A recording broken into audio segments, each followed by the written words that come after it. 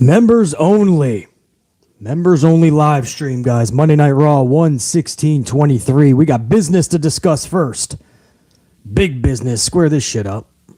Make sure BC is squared up there. Perfect.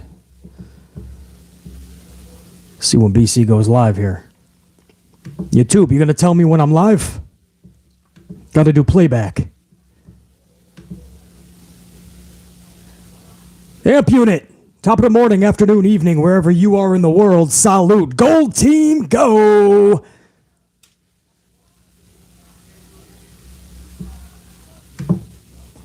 I got to do some playback here, man. We're going to go over Raw's review coming up 1/16/23. A lot to talk about, man. We ain't just gearing up for WrestleMania or Royal Rumble. We are gearing up for Raw 30th next Monday. So there's a lot to talk about with Raw, but there's bigger issues going on in WWE. You thought it was bad before. You thought Vince McMahon was showing ruthless aggression before. You thought he was back with a vengeance. Bro, you ain't even fucking seen the... that was the tip of the iceberg. The whole fucking iceberg is about to come crumbling down. So BC can do correct playback. If you don't mind, I'm going to give a shout out to all my unit members now. Get a good source of my playback, and then we will get into everything. So let me give a shout out to my Amplified Unit Gold members. That's my members on the channel, man. We're going to do this at the beginning of the stream instead of the end. And we're going to start off with JR9 Gaming. These are all my gold members, guys. And some people had to be removed. They didn't pay their membership dues. It's like SAG-AFTRA. Membership dues were not paid. BC grew up with three things, man. I grew up in a set of projects, but there was three things. There was dues, debts, and loyalties you always fucking pay. If you're really loyal to say you pay, there's always some type of a way to do so. And if you can't, understandable, but you gotta get Das Boot. So some people had to be removed. Some people probably thought they got their name up there, and they're like, maybe BC won't notice.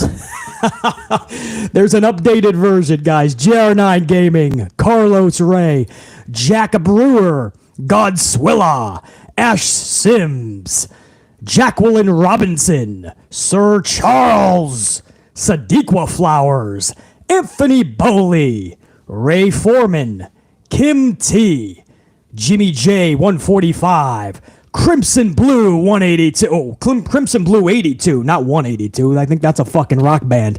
Crimson Blue 82, formerly known as Archmadeus, by the way. Dante Jaron 23. Every time I see 23, I think the man, Michael Jordan. But for this, it's Dante Jaron 23. A Merrick, longtime subscriber, a Merrick Gold member. James Miller, Gold status. Eric Leno. What up, Eric Leno? D. Carre. Lord French Fries. Sai Parker. C. J. White. PB Silly Pride. Deontay Thomas. Sam Byers. Dave Mealy, Jane Donnelly, Ashley Steggles, and Richard Wade. We ain't done. There's more gold members, guys. DJ is a prodigy. Alicia Vukovic, Batty Banks, Trina Scott, Christopher Blackshear, Patrick Charles, Thurston Pachalek, and Pimp Jesus. I always want to give that the fucking Howard Finkel introduction. Pimp Jesus. Also, guys, Richie P, Janelle. I saw Janelle up in here earlier when I was, what do we call it? Batista bombing pile driver? Is that what we called it? Batista, I saw that shit. Batista bombing. No, barista. Barista bombing the Dunkin' Donuts barista. I'm forgetting the order wrong. Anyway, Janelle Layton, Raymond Carone, Kevin Johnston Sabres News Consolidated, Nessie Sunflower, Discovery Metal Legion, Osea Weidman, Dino, Santivia Major, and Jared Kelly. And I'm not done. All right, there's a lot of gold members. We run deep in this bitch. Winbrook 11, James Shrimp Fajitas, G, a.k.a. True Life Dugard, WWE AEW Marvel fan. What up, bro? K. Doherty, Christopher Blackshear, Tutam, Renee G, EZ Does It, Network Guy Dave, Sheriff Rivers, D stands alone, Xavier 2882, Eric Decker, J, Dwayne Piazza, Quentin Gilbert, Cosmic Fool, Pile Driver Finisher, Savage 1024 The Punisher, Limitation X, Limitation X, Big Nang up in this bitch, Redhead Kingpin, Brand Q featuring Quincy, John Gray, Nathan Savay, Miguel, Rachel Raka, Jay Khan, Mr. Big 200, Titan Poetic Chef, AWS Promotions, Peter Carraro, Kakaro, I should say, Peter, my bad. Gold member status, fucking up the names up there. Peter, Salu, Reese, Monet, love that shit. Money. I listened to her theme music the other day because I realized I didn't really get a good sound of it because I was doing my notes and trying to cut a video for you guys. So I had to go back to Sasha's NJPW debut, man. Reese Money, Ron C 23, Mardo May, Chon Cena, TJ Baines, Smokey, Eric Newton, Jamal Straken, Swift 718, Crimson, Brian Robinson, Derek Davis, Lee Laws, Venus Soldier 92, Robert Hurt, Snake Venom, Silver Black 31, Jimmy Fingers 19, Soldier Man 1984, and Clutch City Fan. Damn, that is all the list that I have for my gold members, man. And we just got a new gold member I want you guys to welcome in, man.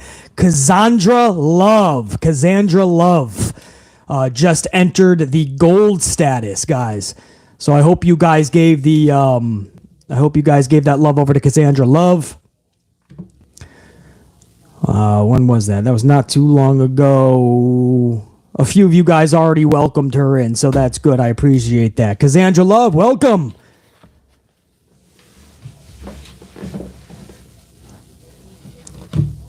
I take my members seriously on this channel. You know what I mean? That's another level of respect, and it's not just tipping the channel to another level. It's another level of loyalty. I know exactly. That's why I love to do these members only live streams. You know, I have people that know what the fuck I'm talking about, so we don't have to sit there and just like no. What are you saying, brother? Are you not understanding what we're talking? And then we have to fucking explain. We need everybody to be on the same page so that we can literally help to change the wrestling world because it's in the shitter. So every other channel, you just have everyone throws their opinions. That's fine. But there has to be a time where we come together with one common goal and we understand, you know, and that's what we try to do, man. So what's up, everybody? Salute. And let's get into this. I'm going to, if you don't mind, switch over to the earbuds. Playback is good. So BC is going to go over to the buds. Before I get over to the Monday Night Raw 116-23 review, we have a big situation, or WWE has a big situation on their hands, man. Thank you for the ups too, man. Let's get that over 100 before we start this motherfucker up. Because we got to listen, guys. If there's one thing I don't want to do, it's talk anymore about Vince McMahon, right? We're all McMahoned into a brick wall at this point. I totally get it. Every one of us is McMahoned into a brick wall. I don't want to discuss it anymore. It is fucking tiresome. It's everything that BC said was going to happen. I did not give myself a pat on the back. It sucks that I was right, but I saw this from day one. I saw how everything was fucking mapped out, and I said there's no way he's not coming back sooner rather than later. I said by Raw 30. I didn't even give it to WrestleMania season or Royal Rumble, and I was correct. But we have to keep talking about it because this guy is so fucking ruthless as of late. Listen to the latest thing. You guys ready for this? Now, I told you recently, I cut a video saying that out of Delaware, which is where all the business, even though headquarters is in Stamford for WWE, Delaware is where all the fucking filings come out and all that for the Just shareholders, the stock, the SEC filing, everything is out of Delaware. Lawsuits, you name it. So out of Delaware, former board members, shareholders are starting a class action lawsuit. I can fucking speak. And what that means is it's going to start off with a few, and then other people are going to join, and it's going to become a major lawsuit for Vince McMahon. And they're saying that he breached his power, basically. Like when he came back, he did some shit that you can't do. Now, that's actually not accurate, first of all. BC told you that I read 397 pages of WWE's public filings, and I told you guys from day one, this guy can get away with just about anything because he set his ducks in a row and nobody questioned it. Everybody signed off, and I was like, what the fuck? This guy can do literally anything whenever he wants, and there's no legal procedure that can block him. I mean, he found every loophole imaginable, him and his lawyers. And sure enough, like, the one thing you dread is if he ever makes a really stupid decision and he has to be removed, but he abuses that power to come back, right? That's the worst case scenario. Well, guess what he did? He did some foolish shit. Before he got removed, he removed himself, put a puppet regime in place so he can come back whenever he wants and get anything he wants back, because again, that's what a puppet regime is. And when he comes back, you hope that he doesn't abuse the fucking power fully. No. He made a bad decision, a horrible decision. He moved himself, put his ducks in a row, came back, and now he's back with sheer vengeance. He bullied his way back when he was voted. It was a block to bring him back in, right? He tried to go about it the nice way, knowing all along that he was going to bully his way back into the company anyway. So he went about it the nice way, and they nicely said, no, thank you. We're fine. We don't need you. And then he said, well, now you just poked the bear. Now you pissed me off. Now I'm coming back, and you can fuck yourselves. And I'm not just coming back. I'm kicking some of you out. I'm giving you Das Boot, and I'm bringing my people with me. Michelle Wilson, George Barrios, his right-hand man, left-hand woman. When he was in WWE for all those years, man, those were his business people. So he came back with sheer vengeance, with a purpose in mind, to literally take over WWE again. If you guys think this is about money, you just don't know Vince McMahon. I told you this several times last week. I've said it many times on this channel. Money with rich people is just monopoly money when you get so much, right? When you start talking millions, it starts to become monopoly money. It's not even real. A lot of it is tied up in credit and in bonds and interests and things like that. So it becomes monopoly money. What the heart of it for these type of people that are really uber rich and with power becomes the new drug. It becomes what they are really seeking. It happens subconsciously at first, and then it just consumes you. With Vince McMahon, nobody has told him for 5 decades that he's actually not God. See, when you give somebody that amount of power for so long, they start to believe their own hype. They start to believe their own shit. Vince McMahon was never told that he's not actually God. Vince McMahon got away with anything and everything decade after decade after decade after decade after decade. And here we are. When he was finally told no, he said, not acceptable. It's pretty bad when you hold your own company hostage. But you see, that's being a little dramatic, man. I don't think it's quite at that level. Did you see the new fucking filing? Because I'm going to get to that in a second, and this is literally the definition of holding a company hostage. When you say my word or the highway, and you're supposed to be a publicly traded company with a board and shareholder interest, but you're saying, fuck off, I'll take it from here, and if you don't like it, try to take me on. And Vince is willing to take out everybody because he knows he's got the legalities behind him.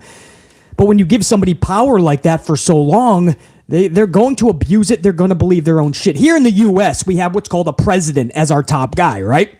Now, there's many reasons why it's only 4-year terms, many reasons. But one of the unspoken reasons, I bet from the beginning of the time, was because they don't want anybody in power more than 4 years, because they're literally start to think that they are God and they can make any and every decision, right? That's why here in the U.S., you get 4 years. If you can get reelected for a second term for 4 years, then cool, man. You have to go about your business. But You only get 4 years. I don't know how it is in other countries. I don't know. Some people have prime ministers. Some people got fucking kings and queens. We have a president. It's 4 fucking years. And then you have to go through the process again. Because nobody should be in control for fucking 5, 10, 15, 20, 25 fucking years. You'll start to believe your own shit. You'll start to run dictatorships. Probably see that all over the world already. Can't do that shit. So Vince McMahon has all this fucking power. And you say, BC, he's not really holding the company hostage, is he? Well, this is what happened when he got that lawsuit from out of Delaware, and the shareholders were pissed off because they feel he bullied his way in. And so instead of just fucking go about the process and try to calm everybody's fears and say, no, I didn't. This is, again, why I did what I did. You know what they did instead? They repealed Vince's original consent. They appealed it, and then Vince came back with even more of a fucking vengeance. On January 5th, the controlling stockholder of World Wrestling Entertainment, Vince McMahon, executed and delivered a written consent, taking certain actions by consent without a meeting in accordance with Section 228 of the General Corporation Law of the state of Delaware, resulting in, among other things, the election of Mr. McMahon to the board of directors.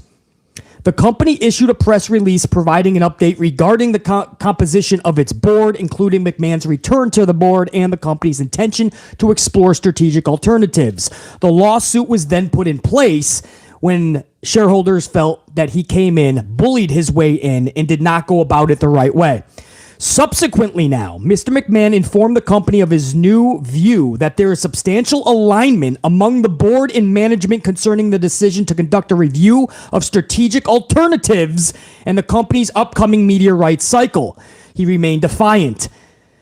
On January 16th, 2023, just yesterday, Mr. McMahon, in his capacity as controlling stockholder of the company, executed and delivered a written consent, taking certain actions by consent without a meeting in accordance with Section 228 to substantially repeal the January 5th amendments as further described. In other words, he took back him playing nice and trying to explain why he's back, playing the nice guy, so he thinks. He's taken that back, and he said, you want to play fire? You want to start dropping lawsuits? Now I'm going to fucking bring the fired pitchforks. Now he's back with a vengeance. They repealed that shit. Now, the new consent filing out of the SEC this morning, as of this morning, filed yesterday, and I quote, no further approval of the stockholders of the company is required to approve any of the actions taken by Mr. McMahon pursuant to the January 16th consent. I will reread that. No further approval of the stockholders of the company is required to approve any of the actions taken by Mr. McMahon. I told you from the beginning this was happening. And when you have a channel like this, you'll be amazed how many people will fucking say, basically, no, man, they can't do that, BC. It's shareholders. It's a publicly traded company. You got to relax, BC. You don't understand how this works, BC. He can't really do all these things you're talking about by himself. And I tried to tell you, I read all 397 pages of this publicly traded bullshit, because that's what it is. There's no legal loophole that Vince can't jump through. I tried to tell you this. I've never seen this in company filings where, like, one dude, the main shareholder, if you will, I get it. He's got the voting power. I've never seen one guy be able to do this in a company. But the way that he fucking worked everything out with his legal team from day one, he fucking set himself into... This guy, WWE AEW Marvel fan, says it best. He knew all along what he was. This guy is literally a genius.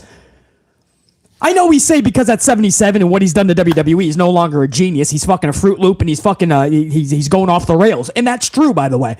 But Vincent Kennedy is a fucking genius. If you know business and you know these filings and you've read other companies like procedures and shit like that, I've never seen a company literally just put everything on a platter for its owner, like Vince, from day one. And that's what this company did. I don't know if they just didn't know who they were messing with.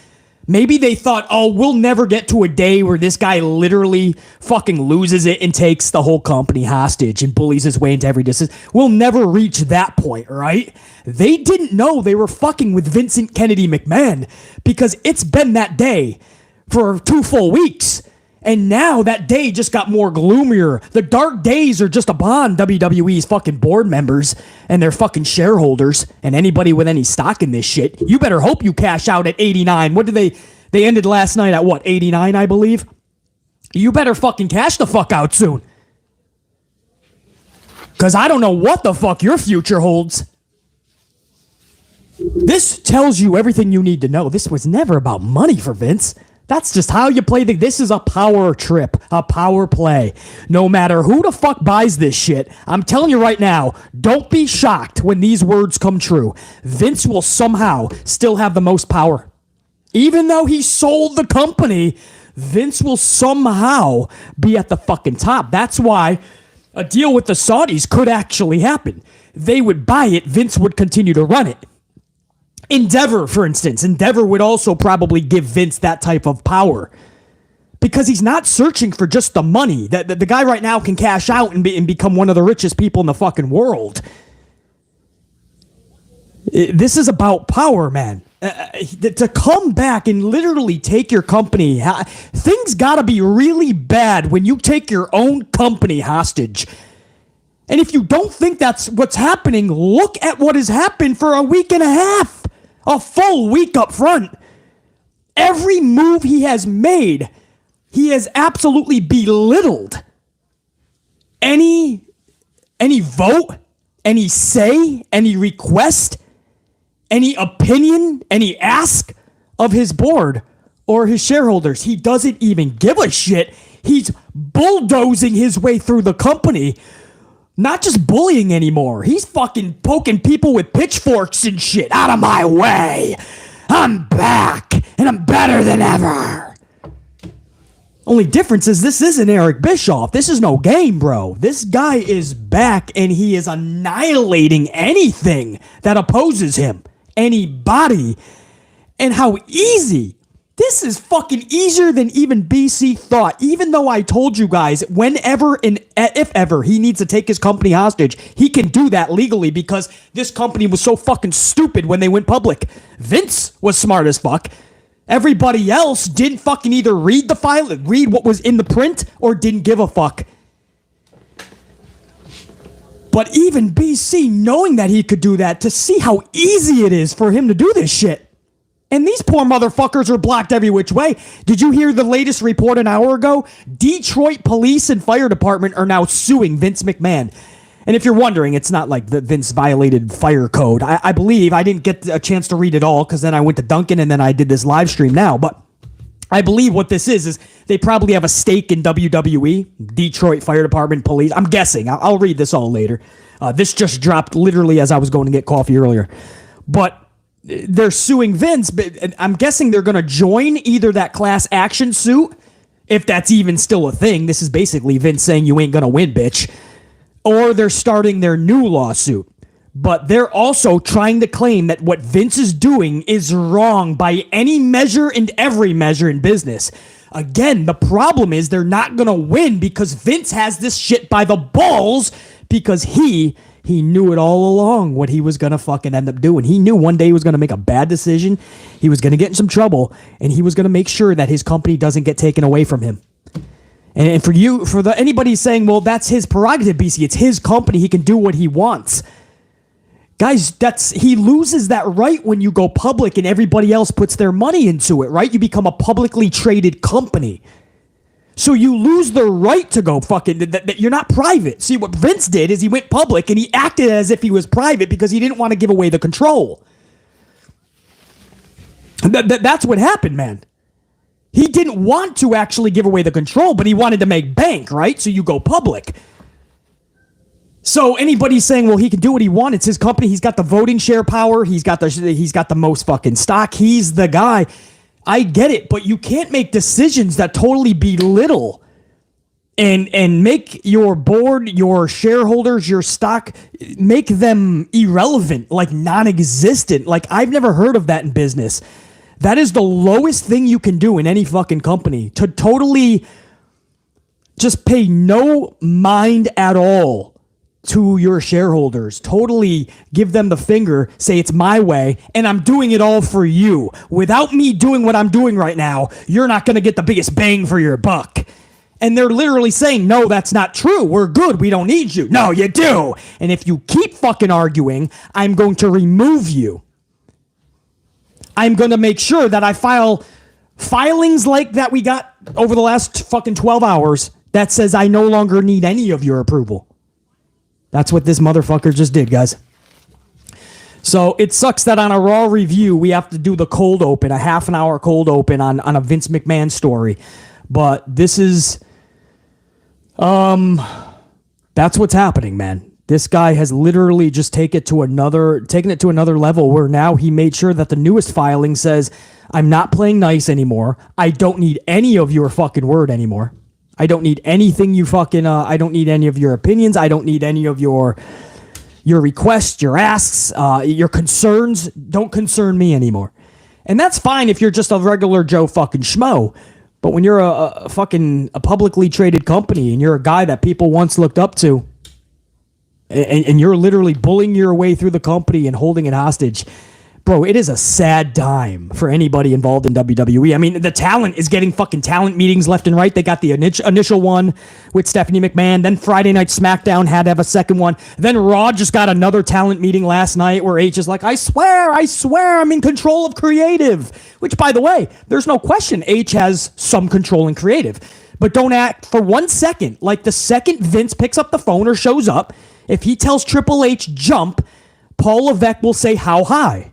That's just the deal, man. You still see on these shows, guys, a lot of Vince McMahon. You just know that's Vince. So there's no doubt H has some creative control now, more than ever, maybe. Yep, absolutely. And guess what? Vince never went anywhere either. So now you have a McMahon-Levesque show. You have both of them. And that's why most weeks suck. Now, there was actually some fucking shit I saw last night that I actually liked. I'm going to get to in the review. Other shit that boggles my fucking mind and questionable decision-making. But we'll go over that. Last night seemed to be a little... I honestly thought that they were going to phone this bitch in yet again, guys. I felt like, oh, fuck, here we go. There's a playoff game. You got Tom Brady going into Dallas, Texas. Or no, they were in Tampa. What am I saying? Home game. So you got Dallas going into fucking Tom Brady territory, Tampa Bay. It's a playoff game. And BC wants to compete, man. Old school. Vince Russo days where Vince would be like, maybe we should just wait till next week. And Vince Russo would be like, Vince, what the fuck, bro? Bro, let's get him on the ropes, bro. Bro, who cares if they're going to... Let's fight back, bro. And Vince would be like, no, let's just wait till next week. Bro, I really think, bro, I think we should take him on. Vince, I got X, Y, and Z lined up. Bro, I think we can compete with them. And Vince would finally say, fine, put it out there. It's on your shoulders. And Vince Russo fucking stuck to his guns, and WWE Raw back in the day competed, man, with football and beat the shit out of them a lot of weeks. Now, I understand this was a playoff game, but I'm old school. Compete. You got to compete, man. You're just days away from the fucking Raw 30th, which is 1 week away from last night, and you're fucking, 12 after that? Tuesday, Wednesday, Thursday, 12 days away at that point from Royal Rumble. You can't phone it in anymore. You did it last week. You can't phone this shit in. You had to come out swinging last night. And I feel like there was a lot of shit last night that actually, at least they attempted. So that's your cold open, guys, on Vince McMahon. That's the newest news. There's a repeal. And all you need to know is no more Mr. Nice Guy. That's why the repeal. And then the new filing is basically Vince letting everybody know, I no longer need any of you to make any fucking decision going forward business-wise. It is my fucking show again. He's literally running the company as if it's private, but it's still public. I've never seen anything like this. And I follow business on a lot of shit, whether it's Coca-Cola to Amazon. I just love business and what's going on behind the scenes and the shakeups like Disney. I love the turmoil there right now. And I love the theme park industry. I'm not saying I like to see people go through the turmoil. I like to see the shakeup in Disney right now because they're lost and I want to see who steps up. But I have never seen a company take this much of an ass whooping from its own founder Vincent Kennedy and literally bully his way back, hold it hostage, and not just like secretively, he's telling them. He is telling them with this new filing, you all are meaningless. You're a fucking joke. It's my show. It's always been my show. It'll always be my show. That's what Vince is doing, guys. Thank you for $150 on the ups, by the way. Let's take that to 200. As we get into the Raw review. But that is the cold open. I will be following this much more going forward, guys. There's going to be a lot more turmoil coming out of this. People are not going to take likely to this, man, or liking to it. The shareholders are going to be pissed off that that's what they have to deal with. That's what they have their money involved with. That's the guy fucking with all the fucking cash. Shows no respect for anybody underneath him. And this has been his MO for decades. I've been closely dissecting Vince McMahon. No fucking respect at all. Unit, what's up, Gold Team? What's up, everybody? I know there were some super chats. I'm going to get to those at the end of this review as well. I assure you of that, guys. But thank you, everybody, that tuned in for that cold open. And if you don't mind, I would like to talk about Raw, Monday Night Raw, 116-23. It's 1 week away from Raw 30, which they heavily promoted and marketed last night. And then we're just less than 2 weeks away from the Royal Rumble. And there was a big announcement made last night for Cody Rhodes, man. Cody Rhodes was announced for the Royal Rumble, and this left a lot of people going, hold up. Wouldn't that have been better? Wouldn't that have been better if we just kept it as a surprise? Like, why did that have to be announced? So, if you don't mind, what I would like to do,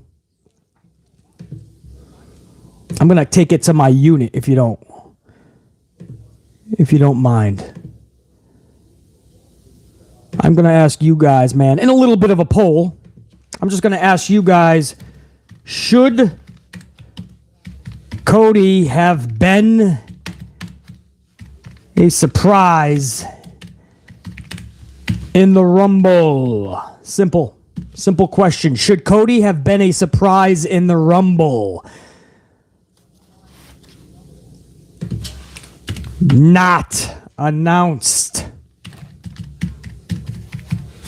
So in other words, I'm asking if you guys would have made him a surprise, even though we knew it was happening, right? We knew he was coming, but it's not officially announced, so it's still going to be a fucking surprise. Would you guys have just waited, or would you guys have announced it and try to get any buzz more? Maybe this says a lot about WWE not thinking that they're putting together a good enough card for Royal Rumble or not enough interest, so they had to leak this a little bit earlier officially. But in about 10 seconds in your chat, guys, if you just want to answer yes or no, that'd be great. Should Cody have been a surprise in the Rumble, not just announced? And again, within the next 10 seconds, that's going to hit your chat. I need at least 100 of you guys to participate if you don't mind. So put that up in there, and I'm going to leave that up for a few minutes, and we'll go over the results on that. Ashley Steggles with a fucking banger bomb. Fitty spot, $44.99 up in this bitch. Ashley, I got to give you a salute.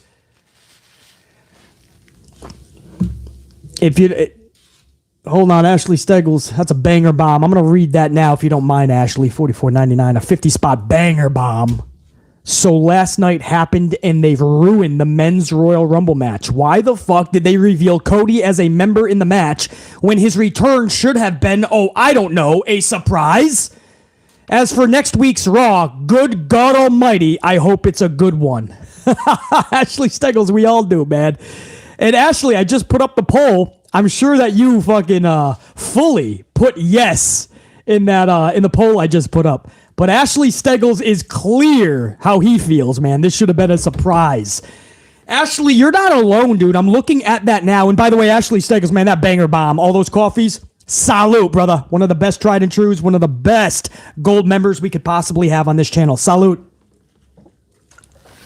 Appreciate the fucking big tip to the channel. Ashley Steggles always. And Ashley, if you don't mind, I want to go to that poll. Ashley said, what the fuck are they doing, bro? 77% so far, and we were over 100 on the votes. Over 75% is currently saying that Cody should have been a surprise, not just announced in advance.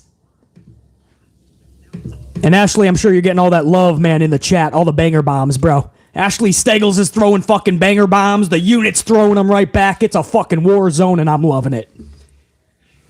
Appreciate it, Ashley. I'm going to leave that up for a couple more minutes because it seems like you guys are fucking amped on that question. So I will leave it up for a little bit more for sure. You guys let me know in the chat on the poll I just put up, man. A lot of you guys are under the impression that, dude, we know he was most likely showing up, but I mean, that was going to be like a big pop, a big surprise. There's no reason to announce that. And then there's people that go, yeah, it gives us something that we know we're going to look forward to.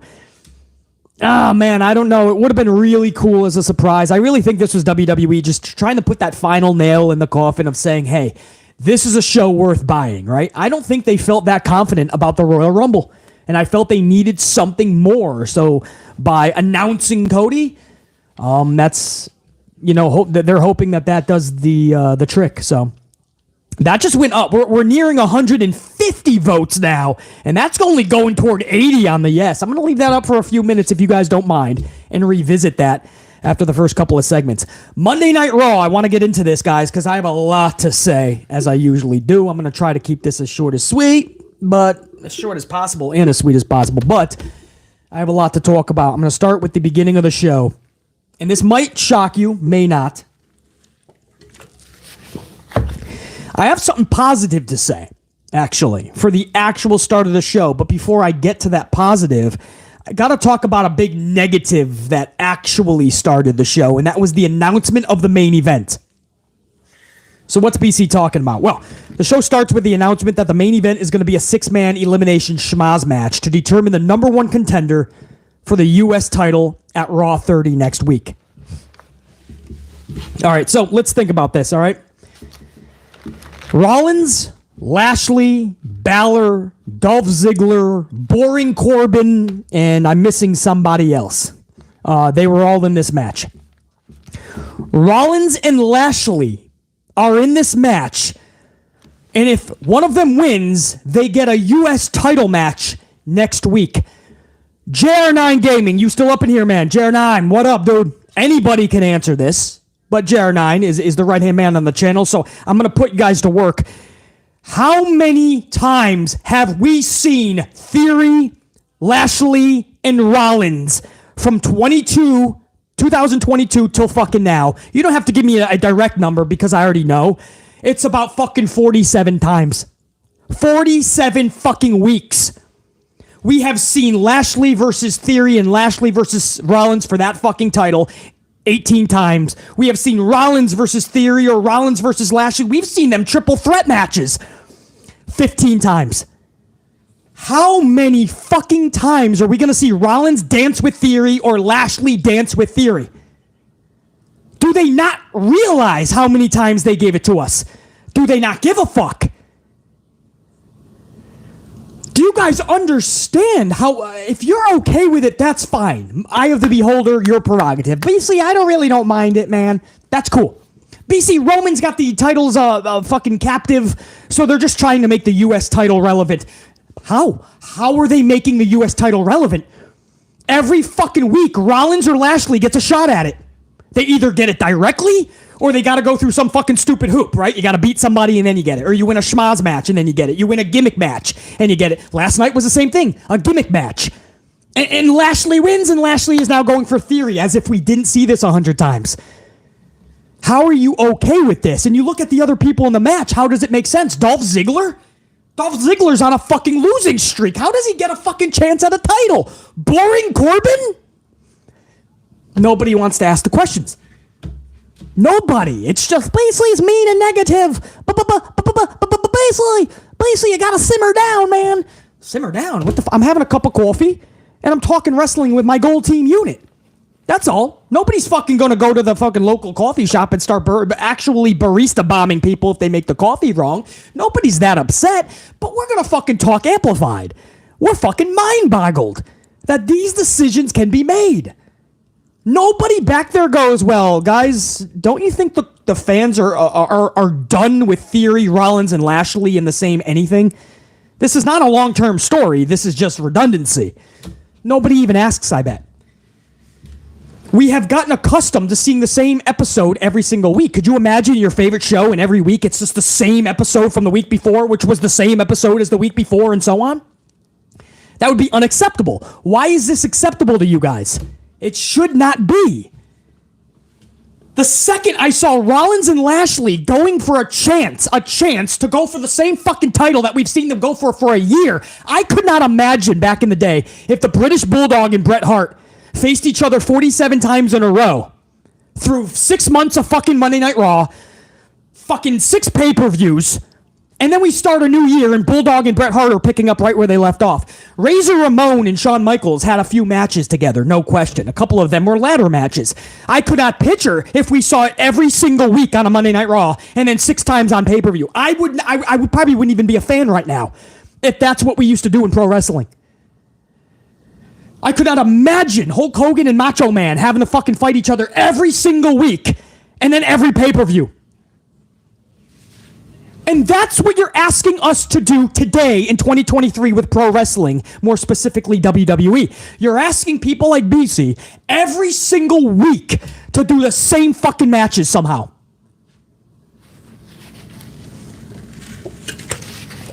Guys, that is unacceptable, man. Again, if you're okay with it, that's fine. But if you're honestly mind-boggled that fans like BC are not okay with it, I would ask that you check yourself before you wreck yourself as a fan, because that's what you're doing. You're just wrecking yourself.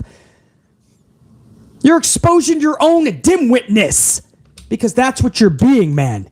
If you're that fucking baffled that people don't want to see this anymore.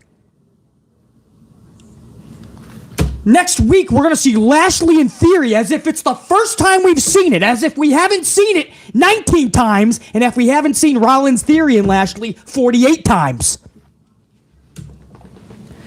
I could not believe that that's how we started the show. And then you want us to go through 3 hours of this shit to get to that main event? That's your fucking hook? Stay tuned! Rollins and Lashley are going to get another chance at the fucking U.S. title. If that's making the U.S. title fucking prestigious to you guys, I would hate to see you ever take control of a booking situation in professional wrestling, because nobody should have to go through that. This is not okay. This is absolutely not okay. Anyway, that's how we started the fucking show, and I was not at that point. I was like, uh-oh, that's what we're doing? We're phoning it in? I'm like, we're just doing a gimmick fucking match. It's going to take the whole third hour. Now, what followed actually was not the case, all right? You're going to hear some positive talk, actually, in this review. Some, all right? And that's it's a shock to BC, because when I first saw what we were waiting 3 hours for that main event, I was not fucking pleased, guys. But thank you, man. I see the truth bombs up in the chat. You guys know I'm right. We would not accept this back in the day.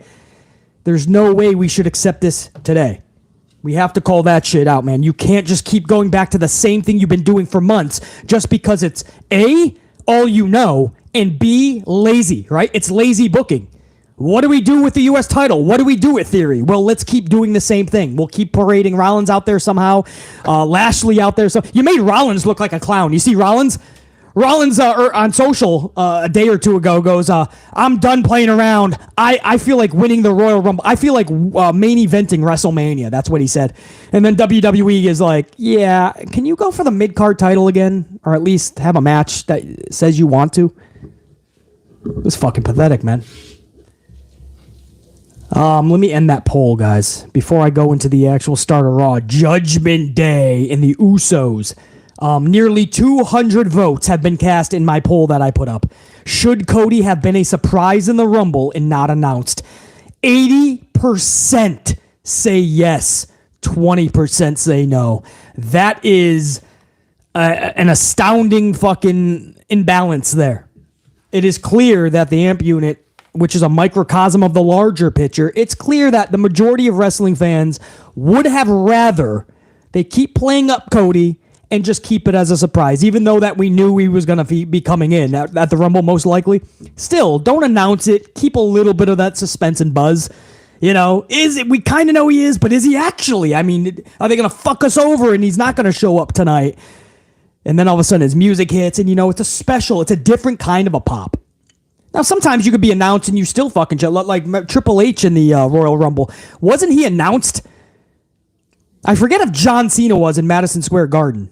Cena got one hell of a fucking pop. I forget who was announced and who was. You're still going to get a good pop, but over 200 votes, 80% say should have waited. I'm going to end that poll now. I thank every single one of you guys for participating in that. So in your chat, the results should be there. 80% say yes. Over 200 votes were cast within the 10-minute time slot, so I think that's more than enough to get a good gauge. JR9, so Edge was announced in 2021, and he got a badass pop. So that's what I mean. So Cena, Dave says, was not, and he got a fucking different. I mean, go back to that Madison Square Garden pop for John Cena. That was insane, man. And I'm not even a big Cena fan, but that was wild. Big name Cena wasn't. Triple H. Oh, so Triple H was announced, and Triple H's pop was next fucking level. So it could still fucking work. I'm going Cody anyway on this shit.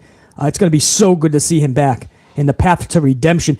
And I got some questions to ask you guys, by the way, man, once we get to that. I'm going to go over that. I think that was in the third hour they announced that.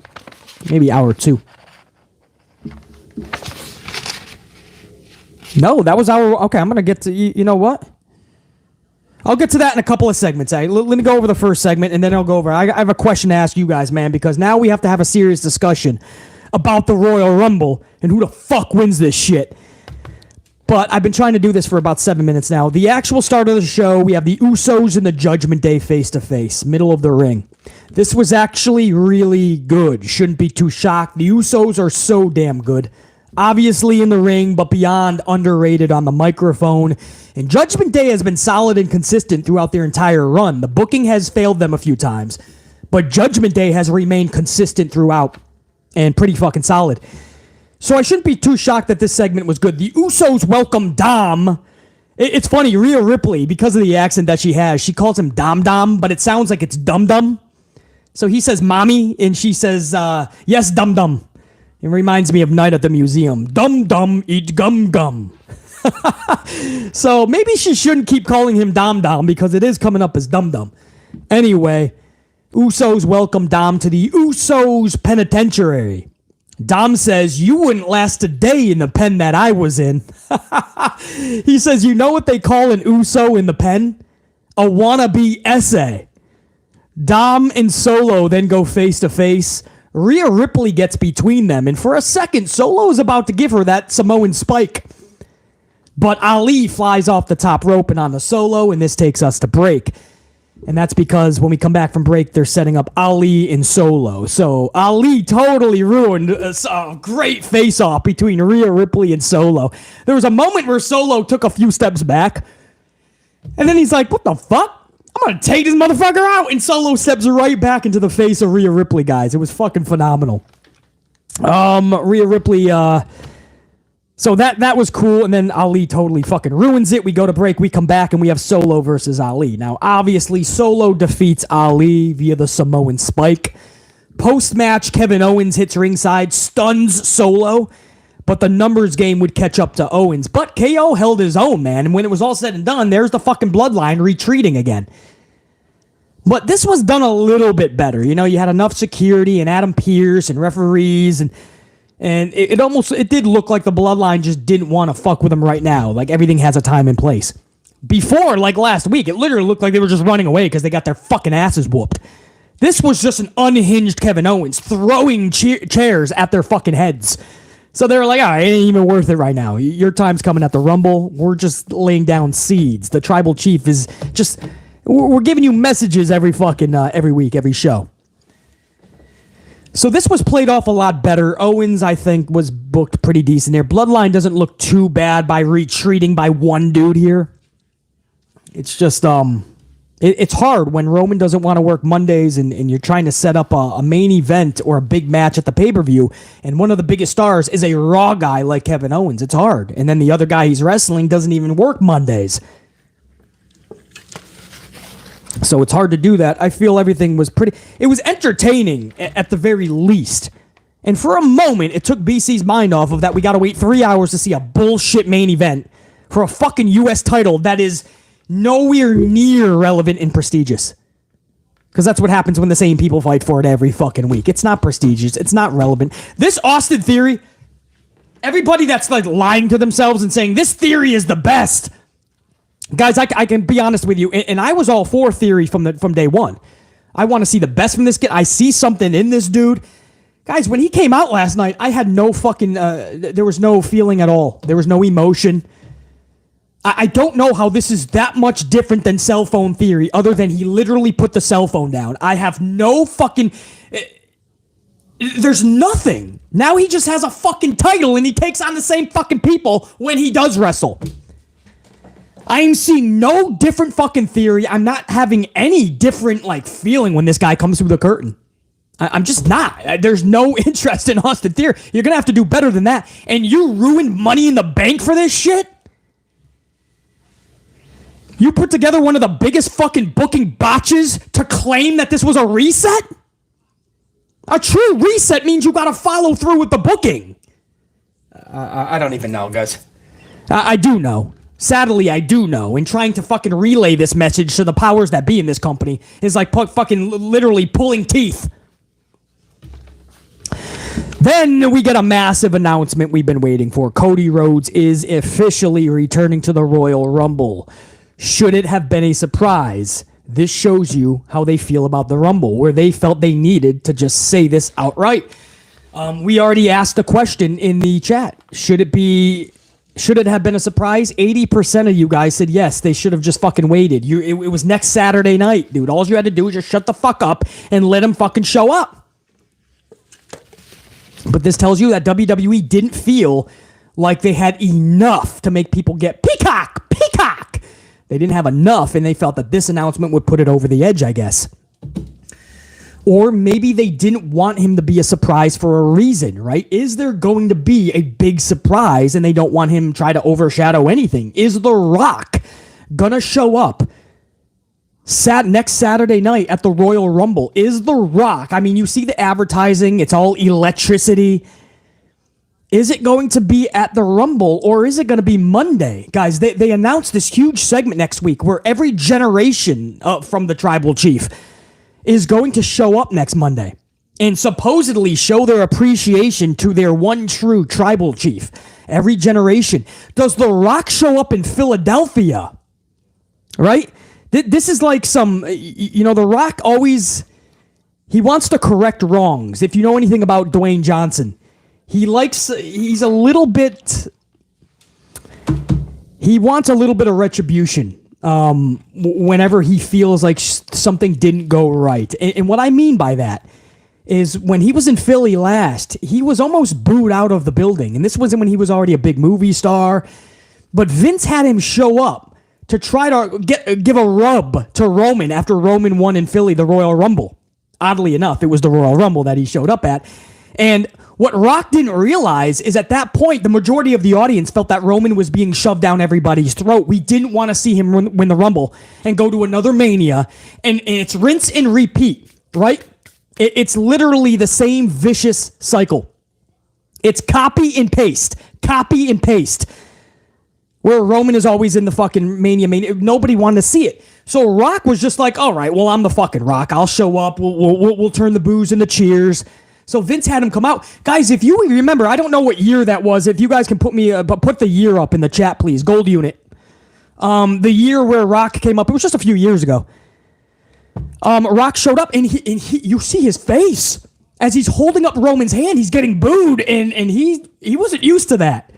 And he's like, what the fuck? Rock was being booed. We weren't booing The Rock. We were booing the decision. 2015, I thank you guys, man. So that was a while back, actually. I was thinking 2017, 2018. Man, time flies. So that was back in 2015. Now, The Rock is a very prideful man now more than ever. I think he wants to go back to Philly and right that wrong, correct that ship, and show that Philly loves him. So, does The Rock, in the storyline, is sitting in their fucking lap. All the generations of the family are going to be there to pay homage to the one true tribal chief of the family. So, if they wanted to, if you're going to do The Rock versus Roman for Mania, you technically don't have to wait till Royal Rumble. You could have him show up in Philly. Or do they know they're going to have The Rock at the Rumble? They didn't want anything to do with Cody or anybody trying to even compete with the big headline. So they announced Cody ahead of time. And then what? The Rock can't be in the Royal Rumble, can he? Does The Rock win the fucking Rumble, guys? And somebody like Cody who needs to win this thing? Isn't this Cody's? Chat, this is where I got to go to my gold unit. And then Rollins says, I want a main event Mania. Now everybody is like, Rollins deserves a fucking Royal Rumble victory. I don't think Rollins has been booked good enough to win the Rumble, guys. There's no question he is good enough. There's no questions Rollins should have had better booking. But Rollins just fucking in this thing for 6 months with Austin Theory and Bobby Lashley for the U.S. title. That does not make me intrigued enough to see fucking Rollins win the Royal Rumble. It just doesn't, and I know I'm not alone. This, to me, screams two fucking people. And Jared9 brought this up, a month ago? Because the storyline is so good. So now you at least have to entertain the thought. Is it Cody Rhodes, or is it Sami Zayn? Or do you do a Bret Hart, Lex Luger from fucking, what was that, the 90s? One of those Royal Rumbles back in the 90s, where Bret Hart and Lex Luger both went over the fucking top simultaneously. And they're fucking, they both hit their like 1 foot or something. And they were both declared the victor. So at WrestleMania 10, that WrestleMania that year, they both did some fucking schmaz to try to get a title opportunity. I think Bret Hart had to take on Owen, Lex took on Yoko, and then Bret took on Yoko. It was a crazy shit, man. You know, do you have somehow Cody and Sami win, and that sets up a double night main event? Night number 1, Roman has to take on Sami for one of the belts. And then the next night, Roman has to take on Cody for the second title. It looks like they're already splitting them up. The tag titles are getting separate Raw challengers with the Judgment Day. And SmackDown is going to have their own separate contenders. They're going to do a tag team tournament starting Friday. So they're already splitting those titles up. The Royal Rumble could be the excuse to split the titles up and have Roman take on 2 different opponents both nights. You would have Cody on night 2 or 1. Sami would be the other night. And they do a Lex Luger, Bret Hart type of Rumble finish. Because if you don't do that, chat, one name please, so it's easier for BC to read this. One name, Cody or Sami, who wins the Rumble? No Rollins, guys, because Rollins just... It'll be a little bit of a, oh yeah, and then we're going to be like, it's fucking Rollins, man. Like, give him better booking next year and then have him win it. I'm fine. But you have not booked Rollins to be a Royal Rumble winner, guys. Sami, at least the story is there, and Cody has the whole fucking redemption tour.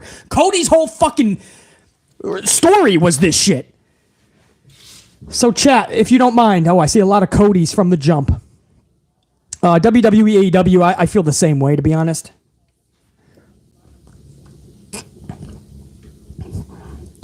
Jared9, you think, man? Steve Austin has been dropping videos, pictures, him in the gym. Every time he's asked about wrestling at Mania, Stone Cold refuses to say no. Could you imagine if Stone Cold and Roman Reigns fought each other? But Stone Cold can't win the title, and I think we know that Roman has to lose the title at Mania. At least one of them. At least one title he has to lose. Could you imagine if Stone Cold came back, bro? I think he is going to have a match at Mania.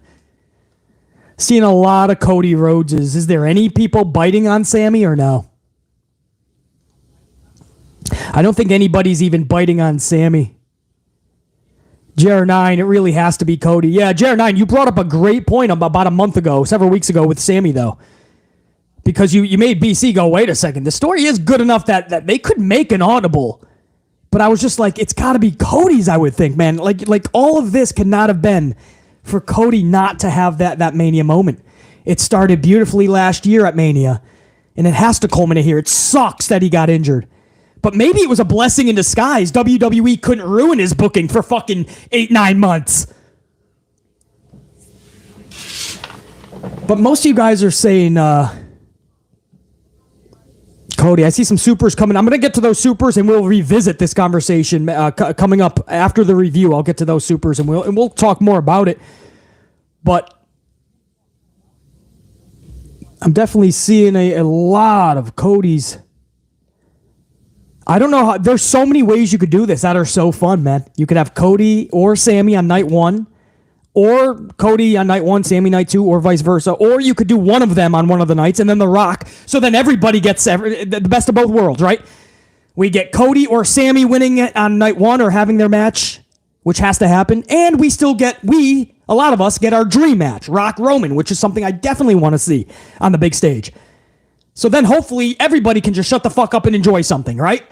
You might not get Cody and Sammy, but The Rock versus Roman on one night, you get Cody or Sammy on night 2. What the fuck? We all get a little something out of this.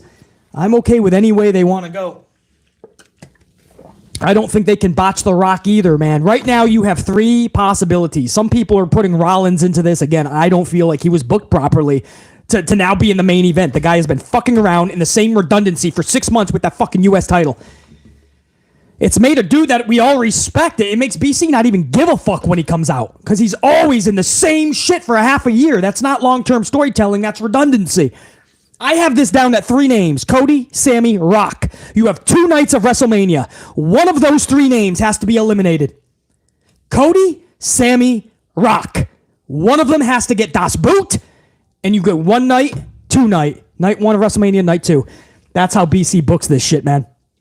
How do you do Rumble? Do you do the Bret Hart Lex Luger? Or do you do Cody wins the Rumble? And then in Montreal, 1 month later, you guys got to remember, Sammy's hometown, the Elimination Chamber, I believe it is. I think that's like February 18th. Just a few weeks, 3 weeks after the Rumble. There's a big pay-per-view. Sammy's hometown. I think that's probably where the Roman Reigns and the Bloodline would definitely turn on Sammy, and maybe they set up something for Sammy and Roman for Mania. You got a month after that, a month and a half to book Sammy and Roman. But I think the Sammy shit should wait till Montreal Elimination Chamber, February 18th. Then we can rock out. I think that would be... All right, guys, I got a lot of fucking... All apologies if you guys are hearing some fucking buzzing too. I got 4 screens set up just in case. There's a little bit of overcast in the weather, so I had a separate screen put up. So if you guys are hearing shit, all apologies. But Royal Rumble, man, if anything, the intrigue is there, guys. The fucking intrigue is there for Royal Rumble because we just don't know what way they're going to go, and they have so many options. Wouldn't it be fucking crazy if they just throw a curve and it's not in the right way? It's not The Rock. It's not Cody. It's not fucking Sammy. Not even fucking Rollins. It's fucking Omos. Could you imagine if the giant Omos wins? Omos and Roman. They really want to push Omos. He's going to turn into a face. PC, don't put that into the world, bro. PC, what the fuck you doing, man? Street Profits versus Shelton and Cedric. This was so sad. After entrances, nobody really gave a shit. And I don't blame them. There was zero reason to care about this match. It was a botched finish. MVP was at ringside, and he was late pulling Cedric out of the corner. So Cedric's in the corner. Here comes fucking Dawkins. He's going to do a flying splash, stinger splash. MVP is supposed to drag him out of the corner, Cedric. He's too late. But they know the spot, so Dawkins just like totally slows up, doesn't know what to do at the end, and just decides to jump anyway. Fucking pads himself into Cedric because he doesn't know if he should still hit him or not. MVP ends up pulling Cedric anyway. I mean, Dawkins looks like a fucking idiot. The whole thing was just ruined. Seconds later, Dawkins ends up pinning Cedric via the awe-inspiring, ultra devastating fruit roll up. It was only a matter of time. You thought you were going to have to wait till hour 2, hour 3 to get all the fruit that you ordered from the market, all that fruit, all the bags of fruit that you carried back from the market. You thought it was going to take several hours to throw that at the TV, didn't you, unit? No, my amplified unit was taking that fruit out in hour number 1 because Vince got fruity. And he had Dawkins roll up Cedric. I don't know if that was like a I don't know if that was an audible. It looked like it was the actual fit. It could be an audible because the ending was botched. And maybe they were just like, all right, it's not even worth going into what we were going to do. But it looked like that was how it was supposed to fucking finish. The botch happened a sequence beforehand. So the fruit is fucking flying now, man. There goes all the fruit. Hey, guys, hold on. I don't even know if that was the final roll-up. No, I think the fucking elimination main event had another roll-up. So save some of your fruit. Save some of that shit, guys. You're going to have to go to the market real quick before we end the review. Don't throw all your fruit at the fucking TV. Hold some of that shit. You guys are unloading on Dawkins. You guys are unloading all the fruit roll-ups on Dawkins and Cedric. Again, the match didn't do anything for BC. I feel bad that the crowd just didn't give a fuck, and this is an eye-opener, hopefully, for 3H's and everybody backstage. It's an eye-opener. What are you doing with Shelton and Cedric? You know, they're teasing the Hurt Business, a group that we all loved back in the day. They dismembered them, dismantled them for fucking no fucking reason. Just took them apart. Had Lashley go one way. Cedric and Shelton were never even fucking heard from after that. MVP goes over to Omos. And now they're teasing Hurt Business. Now, we all like the Hurt Business, but my question is, guys, what are we going to do? They're going to put them together so we all go, whoa, the Hurt Business. Give them a good pop. And then what? Cedric and Shelton are going to continue to be the cronies. They're going to get their ass kicked every time Lashley has a feud. I don't know about this, man. You know, if you throw Omos in there as kind of like even more muscle, so Lashley can play more of a leader role, that could work. You know, yeah, you have the mouthpiece, but Bloodline has the mouthpiece in Paul Heyman, and they have their leader, Roman. But they also have that secondary muscle, Solo, who's being booked beautifully. So with Hurt Business, you would have your mouthpiece MVP, you would have your leader, Bobby Lashley, and then you have your extra muscle in Omos. I get it, guys. Nobody needs to or wants to probably see Omos, but fuck, man. If he's just in the back as the extra muscle, I think it's the best way to utilize Omos. And he doesn't have to take fucking center stage and ruin it for anybody else. And maybe Cedric and Shelton can actually look like they're fucking good wrestlers because they have more to offer. But just throwing them back into Hurt Business so they can be cronies, that's unacceptable to BC. So I hope we're not just urging and hoping for a Hurt Business reunion just to get the same business we saw in the past, because we know how that ends up. No, Omos should not be taught. Yeah, no. That's why you have MVP as the fucking mouthpiece there, guys. So that was the end there, man. Street Profits, Shelton and Cedric, botching and fruit roll-ups to end hour number 1. Now, hour number 2 kicks off with Becky Lynch and Bayley. Bayley wasn't just looking like a snack last night. She was a whole entire 7-Eleven, let's be honest. I mean, her fucking ass anyway. She's coming out in the fucking heels. Heels, man. She's got her fucking 49. Now, I'm a Green Bay Packer fan, even though I'm sporting some fucking gold for the Niners. I'm a GBP. Trust on that. But she's coming out with a 49er fucking jersey on her shirt, and she's got the fucking, I mean, she was looking like a fucking 7-Eleven, man. And it looked like the heels were giving her a little bit, it was like she was focusing more on the heels than the promo. Because, well, let's start from the top. Becky Lynch comes through the crowd. I don't know why. Right? This is what they do to try to get more fan enthusiasm. They did it with Charlotte when she came back. She won the title in 60 seconds via a fruit roll-up to Ronda Rousey. And then they immediately had her go into the crowd and celebrate like the face of faces. It's because they know the crowd, oh shit, she's right here. And they're going to be more excited. So they have Becky for no reason come through the crowd. The woman of the people. The man of the people. So she comes out, she calls out Bayley, and of course, Damage Control, Io and Dakota come with her. Now, this was awkward, man. This was an awkward couple of minutes to start the promo as Damage Control is coming down, and Bayley's saying a word every few seconds. Becky doesn't really know what to do. She's just doing the same old thing. You weirdo! You dope! Kevin Patrick is on commentary. In Ireland, dope is a harsh critique. I'm like, what are we doing here, guys? This was a very, very awkward start to the promo. And finally, Bayley gets into the ring. She gets those big fucking boot heels. She had boot heels. She gets in, and you could tell they're not saying anything. It's so awkward. It's almost like they told each other backstage. They told each other, we're going to wing it, right? We're going to go a little, we don't need a fucking script for this at first, and then we'll hit our bullet points. And they found out quickly how hard it is just to wing it, right? Not everybody can be a Stone Cold Steve Austin in an Attitude Era. It's hard to wing it. You got to have the gift to gab. So they go out there and they're just staring at each other and they don't know where to go with the promo. It's almost like they either forgot what to say or they just had no clue what they were even gonna say. It was weird, guys. Go back, watch if you can find it in its entirety. It was very awkward is the word I'll use. And I was just like, I felt so bad. I was like, one of them has to find their way. One of them, get this going, man. This is going to fall off the fucking tracks to the point where you cannot put the train back on it. Thankfully, it did pick up a little bit. And they were able to get to their point, which is to set up a steel cage match between the two next week at Raw 30. Bayley, Becky, steel cage. Did we need this thing to be 9 minutes of awkwardness? No, I think they had good bullet points. They had a direction once they started flowing, Bayley's jealous because everything Becky got should have been hers, and Becky is only in her position because Nia Jax actually went into business for herself and broke her nose, and we all remember the bloody iconic moment that made Becky the man. So, it's all the things that we've heard in the past. It was just the delivery took so long to get to it. It was shaky, and the awkwardness was a little bit more astounding than the delivery.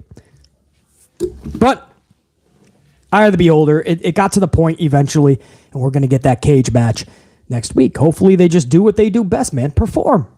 There's no need to talk after that. You're in a fucking cage. Give us a reason. Gimmick matches are so overused, guys. There was a time when you heard there was a steel cage match, you knew it was special, and you actually got excited. Nowadays, you get a gimmick match. I mean, you got elimination chambers every fucking year. Cage matches are just done just for the fuck of it. You just show up to an event, there's a cage hanging up high. So we'll see. Omos versus Elias. This was a 3-minute matchup. Omos hits the double choke slam for the W. If you think I'm going to critique this just because it was Omos, I'm actually not, man. I think Elias played this well. There was a little bit of a story into it where Elias asked Adam Pearce for a place in Royal Rumble, and Adam Pearce is like, I mean, we'll see what you do against Omos, right? See what you do out there, man. Or was it Elias told MVP that whoever he's got, he can take care of and show Adam Pearce that he should be in the Rumble. That's what it was. So MVP said, all right, well, you're going to take on Omos. Elias tried everything. Omos was just a fucking beast. I didn't mind this 3 fucking minutes. I wish it was a regular jobber and not have to be Elias, but Elias, he played the part beautifully, like he was really taking on a fucking monster. Alpha Academy versus Judgment Day was next. This was such a fun match. Gable and Priest gave it everything, man. Watch this match. Gable and Priest, our future, if they could just be booked correctly and you give us a reason to care about them, and more layers, that's 2 of the future in this business. I'm telling you, man. Dominic and Otis, they rocked too. Not to the level of Gable and Priest, but Otis and Dominic definitely played their roles full throttle. Dominic pins Gable. Otis was blown up at the end of this match. He did his fucking, what's he call it? It was the old Scotty Too Hotty fucking worm. WORM. I think he calls it something fucking different. But he does that, and he almost passed out on fucking Dominic. He was fucking winded. He was like a lightheaded. I've never seen him do that. Usually he does the fucking WORM, and he jumps up really high, and he lands the elbow. Otis, the caterpillar. Thank you, Jer9. I knew it wasn't. Yeah. Different fucking species. He does his fucking caterpillar, and he's lightheaded. He almost went face first into the turnbuckle. I felt bad for Otis. Hopefully he's okay. He's got to watch the weight, man. I think he is getting a little bit heavier, and I just for health reasons, I just want him to just be careful, man. Because he's such a good dude. His personality is amazing. One of the most criminal things Vince can do, and he does so many every day. But booking-wise, one of the most criminal things I saw him do, not just take the Money in the Bank briefcase from him without him even earning the fucking a chance to go for the title. He just took it from him, gave it to The Miz, and brought him to NXT. But when he returned, he just took away his smile and his personality and his charisma. And Vince just had him as a fucking, like a mean-faced, straight-faced bad guy, you know? And I'm like, what are you doing? You took away one of the fucking things that was getting this guy over immensely. And it was criminal, man. And now to start to see some of that personality come back, to see some of that fucking, some of that old Otis, you know? But to see him get lightheaded at the end of that Caterpillar, that was alarming. And he got to the top. He went back up the ropes. You could tell he was trying to collect himself for a little bit. So hopefully Otis is good, man. Get a little bit. I understand he's like he's right. The best way to describe Otis, he's like a bowling ball with arms and legs, right? He's like a big fucking bowling ball. He's just a round human being, but he's not that tall. He's just a round human being. His arms literally don't go down. It's the kid from the Christmas Story that can't be, you know, his mom puts him into the big snowsuit, the onesie snowsuit, and he can't get his arms down. That's fucking Otis. I understand that. But you do have to control your weight because what I saw last night was not good. And when you can't even do that anymore, I'm just throwing that out there, guys. And I already said, Dominic ended up pinning Gable. And again, Gable, another thing that's criminal. I hope when Gable and Otis are finished jobbing out to everybody, I really hope that instead of just giving them their future endeavor papers, their pink slip in their walking pad, I honestly hope that we don't hear Gable and Otis have been fired or released. When they're done jobbing to everybody, I hope they get what's rightfully theirs, a chance to get that rocket on their back, and let's see how far they can truly go. Because, guys, I am saying this, I don't even care who agrees with me or not. Gable is so good. Gable has so much to offer that company in this industry. Not just wrestling ability, which it reminds me of like a Sasha Banks for the ladies. Like, he has to dumb himself down in the ring. If you've ever seen and you know how to dissect wrestling, Chad Gable has to dumb himself down just to get lower onto a level of most of his competitors. That's not shade to anybody else. That is such praise for Gable. But on the mic, Gable is so good. Creatively, no hesitation, mannerisms, facial expressions. This guy checks off every box. To just see him as a tag team jobber, it doesn't sit well with BC. And I hope when they're done jobbing out to everybody, I really hope that Gable gets a rocket. And the same for Otis. Otis was done criminally wrong in the past, and he has never been righted yet. I hope when this is done, that we can get something fucking rocking out with Gable and Otis. That's all I'm going to say about that, because it's starting to become a point where everything they're in turns to gold. Gold medal, yeah, pun intended. Everything Gable and Otis are in is usually pretty fucking fun, funny, good. And it seems like they don't get anything as a return the next week or the next week or the next month. They're just playing their role in the company. That's got to change. I said the same thing about AJ Styles. When AJ Styles comes back, we need to see main event AJ Styles, the guy from several years ago, the guy who was in that awesome storyline with Shane McMahon. I know that's a name you guys don't want to hear. Oh, Shane was taking a spot from the roster. I don't give a fuck, because that's one of the best storylines in the past fucking recent memory. Shane and fucking AJ took it to another level of captivation for BC. AJ, with that title reign, was actually really good. And then for the last 2 years, he's holding the hand of Omos. He's non-existent. He's not even wrestling every fucking week. He's irrelevant. When he comes back from this broken ankle, why not give AJ Styles one massive run? See what he still got. Because I bet you it's a lot. Io Shirai. That's one of my favorites in this business. Io Shirai versus Dakota Kai. Or Io Sky, I should say. They gave her the name change, right? Io Sky versus Dakota Kai. No. What am I saying? Io has Dakota in her corner, not versus Dakota Kai. Not yet. One day they will split them up. Io with Dakota, Damage Control. Io is taking on Munchkin with Candice LeRae in her corner. Of course, they had a lot. They were tight-knit in NXT as well. So if you watched NXT back in the day, it's not that odd to see Candice attached to the hip of Munchkin. Now, when Munchkin's music went off, by the way, speaking of music, it was so good to hear Io with her original fucking theme music, guys. You don't hear that often. It's always Damage Control's music, right? So it was so odd and awesome to hear EO's music, man. I just think that's one of the best tracks in the whole industry. So it's good to have her own identity back last night. Anyway, when Munchkin's music went off, you could literally hear the silence of the crowd, if that's possible.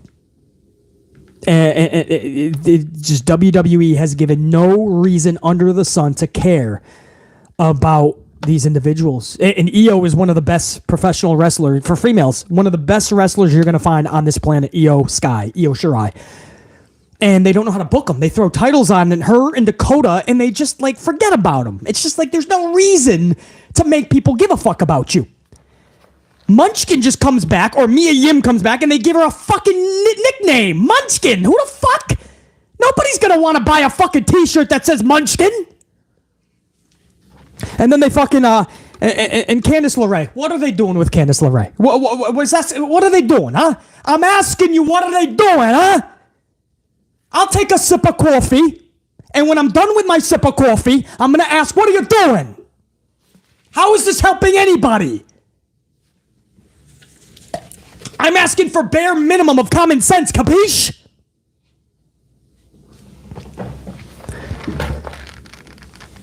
What is Candice LeRae doing? They don't know. They have her debut out of nowhere. For the next 8 weeks, they 50-50 book her literally. She wins 1 week, she loses. Then she wins, then she lost. Then she won, then she lost. I'm literally, guys, not exaggerating. That's what happened 8 weeks in a row. And then they just took her off TV. She got beat up by Damage Control. What the fuck? Why'd you debut her? And then she's just gone for 2 months. Then she comes back, and she's just like a manager for Munchkin. I don't know what are you trying to get out of this? And then you wonder why the crowd, you could have heard a pin drop when the music stopped. Munchkin beats the tag champion, Io. In post-match, Munchkin, she and Candice LeRae beat up the tag champion some more. Let me go over that again if you don't mind. Oh, I'm going to need some more fucking coffee now. Okay, so this is what happened. All right, are you listening? Because this is what happened. So, they have Munchkin defeat your champion of the world, right? Your tag champion, Io. Finally in a one-on-one match. And she's beat. In just a few minutes, Munchkin beats her. Okay, now my first question is that the best way to utilize your champions? Just have them get beat every fucking week and singles matches or non-title matches, right? That's going to really make us feel like they're champions, right? Is that the best way to utilize Io? Probably not. But let's go to after the match, after your champion's already beat. Then Candice LeRae joins Munchkin, and they beat the fuck out of your tag champ some more. They beat the shit out of Io and Dakota and send them fucking running away. So they lose, and then they get the shit kicked out of them, and the crowd doesn't even stand the fuck up. Can't even be bothered. And I don't blame them. I don't blame them at all. Who the fuck wins with this booking? Who wins with this booking unit? Because I know the answer. I know the answer. It's nobody. But really, even if you're not Italian, I'm going to ask you guys to do something. I don't care what fucking nationality, race, anything you fucking are. You are fucking going to be Italian for a second if you don't mind. It ain't just nobody. It's nobody. That's how we say it. That's how we say it in Italian. It's nobody. You amplify it. Nobody. Because nobody gets over with this type of booking. Nobody.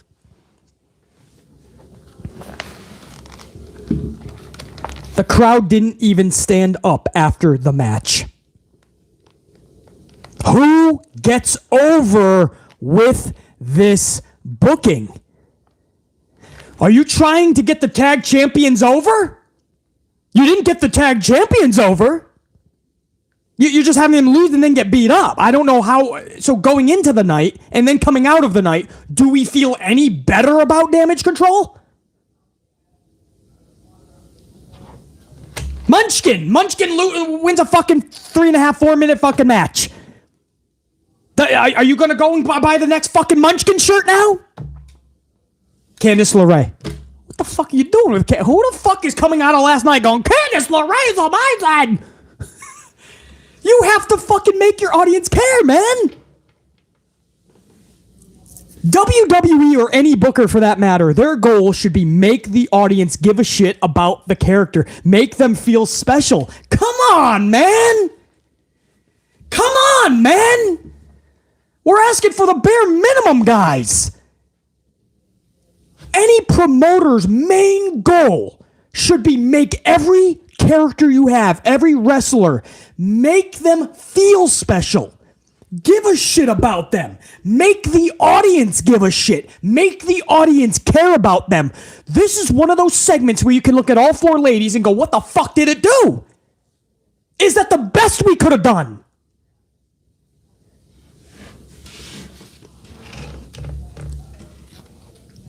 This is not just a channel where we can get together and go like, let's talk about what we liked on the show. And let's talk about what we didn't like on the show. And let's listen to BC go absolutely fucking berserk. No, this is a channel where we can literally say, agreed on all of us.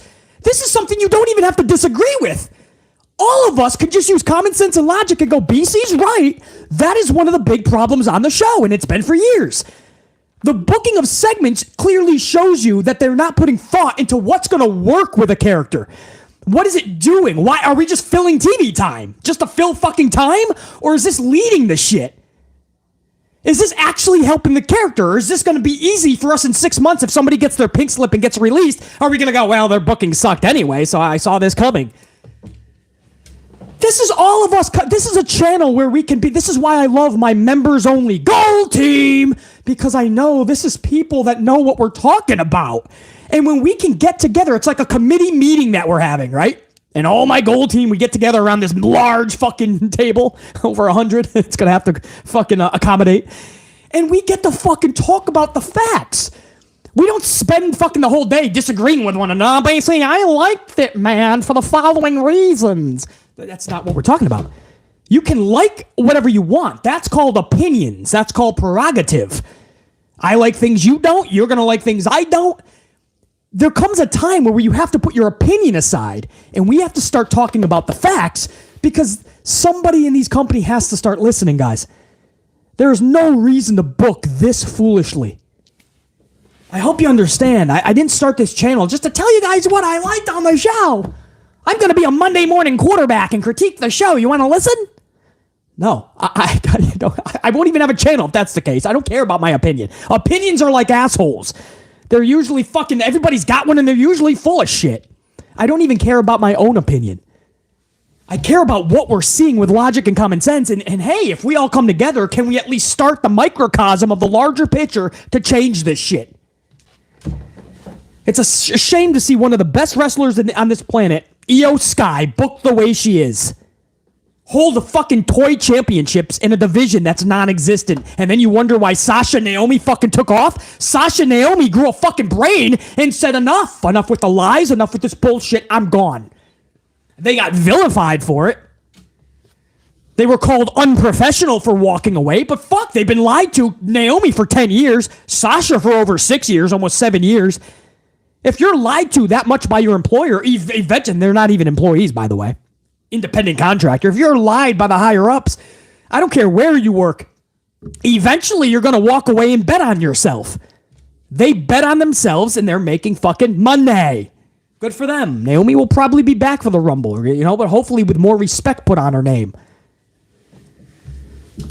But I don't care where you work. If your boss lies to you every fucking time you turn around and talk to him, you're going to walk away. I don't care if you work at a McDonald's, Target, the local 7-Eleven, some fucking factory, some industry, if you work at Amazon, if you work at a car dealership, if you're a fucking salesman, if you're fucking selling watches, eventually you're going to look at your boss and say, dude, enough, bro. And then you bring in people like Munchkin and you bring in people like Candice LeRae and we say, hey, good to see him again.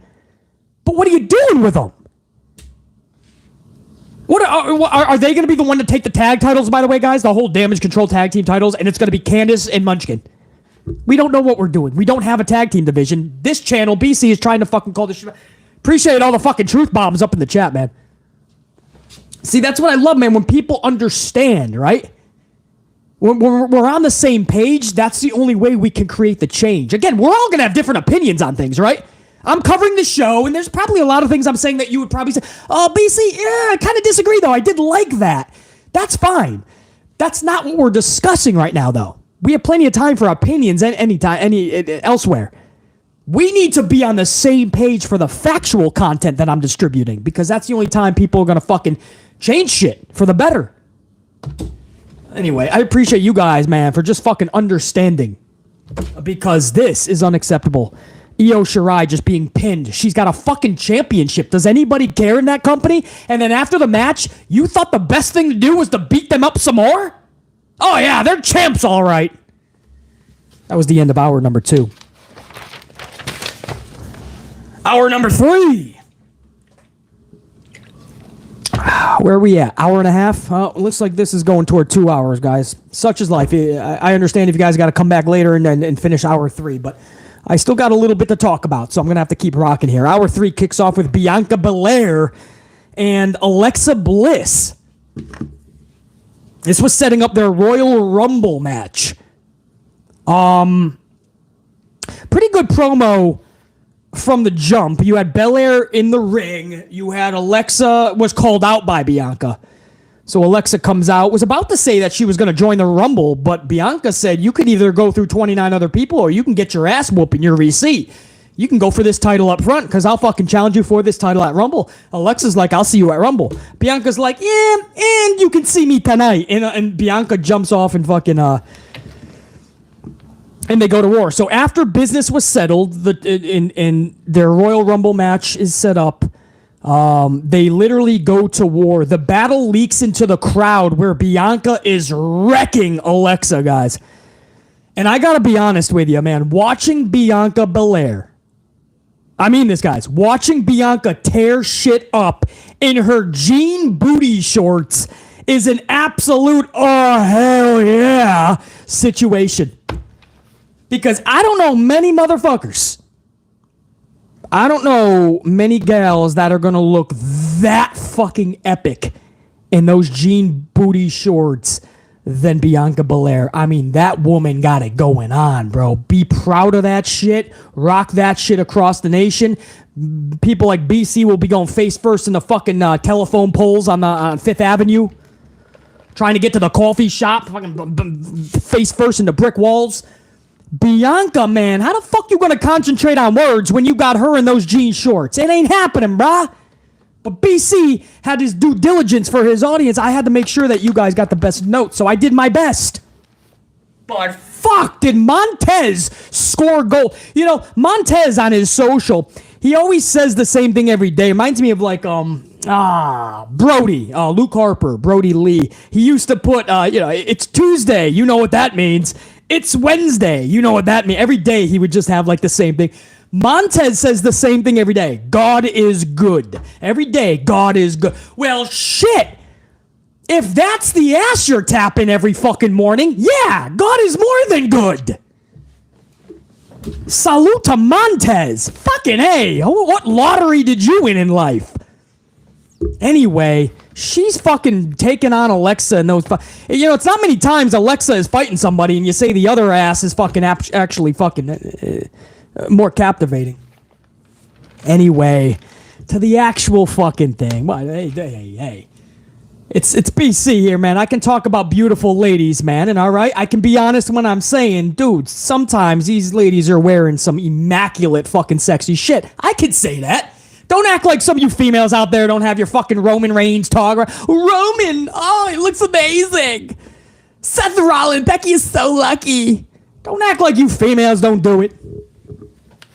We can talk about beautiful ladies in 2023. Basically, you can't talk about how beautiful they are. You have to talk about their professional outlook, their wrestling. No, they fucking beautiful. Anyway, where was I going with this? Oh, yeah, so Bianca's tearing the fuck out of fucking Alexa.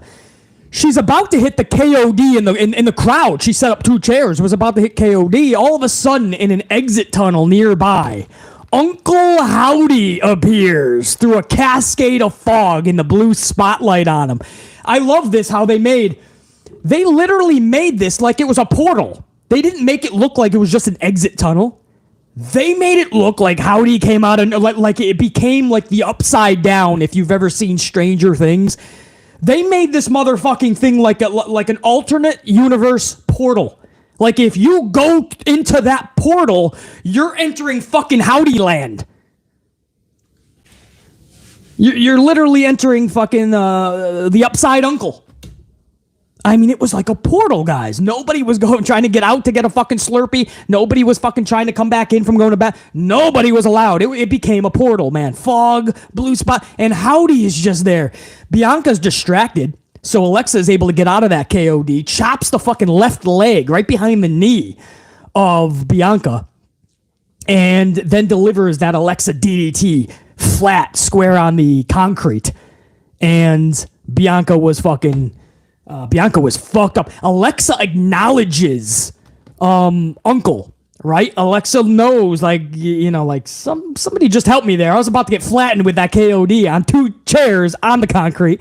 She looks over, she sees Howdy, and there's just that look like, we know it has to be done. I mean, now there's this level. I love that nugget in this story. Now there's a mutual admiration. I don't know if Alexa is going to work with Bray. I don't know if Uncle is going to work with Bray. But I know that Alexa and Howdy have something, man. There's a mutual thing there. And when Alexa acknowledged Howdy just, he literally bids adieu, right? He just does the old-fashioned, like, tip of my hat. Like, I got you. And Alexa just takes a few steps back, looks at Bianca, and she knows the mission at hand is Royal Rumble. Now, I don't expect, or I don't know if Alexa should win this title at Rumble. I would think Bianca would go to Mania and take on maybe Rhea Ripley for the championship, something like that. But the cool thing with this storyline, and the cool thing with Supernatural, which people always cry about, I don't like Supernatural, it ruins wrestling. Well, no, your bangers are ruining wrestling, man. Your flips and your dives and nobody's selling the moves. That ruins it way more than Supernatural. What happens with this is you can go a million ways. Alexa can walk out without the title and she saves face. You could have something so fucking dead where Alexa is more happy with proving that she is not somebody to fuck with going forward. And maybe for the moment that kind of overrides the championship itself. Not too often will I say that. The title should always be the top prize. But with a character like this, they don't need to be not just champion. They don't even need to be in the title picture. Undertaker, growing up, Undertaker was rarely in the title picture, guys. Until he started to become like the American Badass, things like that. That's when you started to see him win more world titles. But for years and years, Undertaker was in some of the best feuds, and he didn't need a title. Bray Wyatt is the same way. Bray Wyatt was in some of the best feuds, man. Highest rated segments, biggest buzz in the community. No title was on the line. So with Alexa, she doesn't need to win this at the Rumble, and you could still come up with a million ways to make her look so fucking good, man. So, DJ, thank you. I didn't know the exact. See, 7 titles, guys. 7. Undertaker's whole career, and a bunch of those were once he became American Badass and such. One of those was like Tuesday Night in Texas, and then they like took it from him, something like that. But 7 titles, guys. I mean, you look at Ric Flair, the guy had 16. Charlotte's only been in the business for 7 years. She has 14 titles. Undertaker didn't have a lot. When you have a character that is so fun, and there's so many layers to it, you don't need a title per se. So, yeah, but Bray's whole existence in WWE, he's only got 3, you guys are saying. So that's what I mean. And we all know that the dirty botch in Saudi from Goldberg. That was the biggest botch Vince could have done as well, booking-wise. So, I mean, you take that reign away, he's got 2. So, yeah, man, this was just... I'm just loving Bray Wyatt, LA Knight, Alexa Bliss's fucking transition, Uncle Howdy, and whatever she's going to be, heel, face, whatever she's transitioning into as far as character development, I'm fucking enjoying this. The lair of Uncle Howdy... and what Bray's doing with LA Knight, that's like my storyline right now in pro wrestling. That's what I'm most invested into. Bloodline would come in second, I believe. I just wish AEW had something that I can sink my teeth into. AEW doesn't have anything right now storyline-wise that I'm like at the edge of my seat waiting for. It should be Bryan Danielson, MJF, we're just getting the crony storyline. If there's any AEW tryhards up in here, diehard, tried and trues, I should say, am I missing anything in AEW storyline wise that has you on the edge of your seat? Not just a decent storyline, but like something where you're just so excited you can't wait till next week, or when you hear an advertisement you're like, oh fuck, I can't wait for this. I guess, I mean, Adam Cole wrestling in the future would be the only thing. That's not really, I mean, that's a little different than the type of story I'm talking about. No, a lot of my AEW fans out there are also saying there is nothing, so I'm not missing anything. Yeah, I didn't think so, and that's where AEW is not capitalizing. AEW has a major problem. Come up with, I mean, at least WWE in all their turmoil has 2 storylines right now. The Bray storyline with Alexa and Howdy and so many layers, and the Sami Zayn Bloodline storyline, right? There's 2 major storylines. AEW doesn't even have one. You have, come on, bro. You're good enough. I'm going to give Tony Khan some credit here. He's good enough, or he should be good enough, to be giving us one fucking storyline. Instead, you do these weird like death matches on a show nobody's watching, like Rampage, and seeing what happened to Anna Jay this week. Does anybody know what BC is talking about? It was a horrible botch. I think it was Willow. Willow was powerbombing. It was a tag match. Anna Jay, Ty Conti, Ty Mello. And they were taking on Willow and I believe Ruby Soho. And Willow just completely, they were on the stage. She power bombs Anna Jay.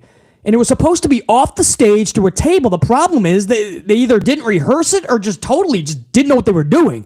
Willow dive bombs 3 full feet over the table. Anna Jay smacks the concrete. We don't know her exact status. They're saying she's okay, and they left it at that. We don't know how bad a concussion is, how bad, we don't know. We hope the best for Anna Jay, but that was fucking brutal. MJF sent out a fucking tweet that he had to delete. MJF was like, they put their bodies on the lines for you people, and you criticize it. No wonder I don't do the same for you internet fans or something. I just do what's best for my wallet. And about an hour to 2 hours later, he deleted that because he got a lot of backlash. Like, nobody was criticizing them just to criticize.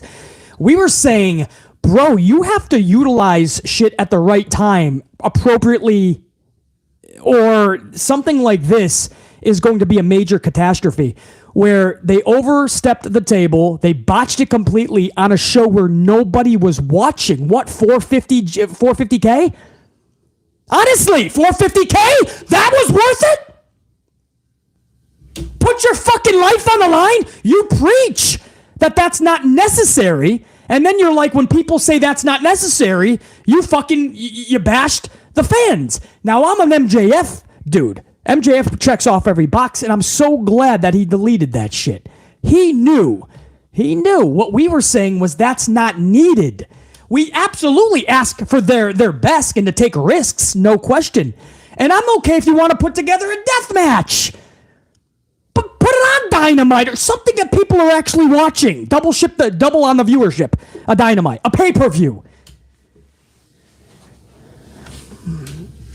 If you don't understand why people were upset with that spot,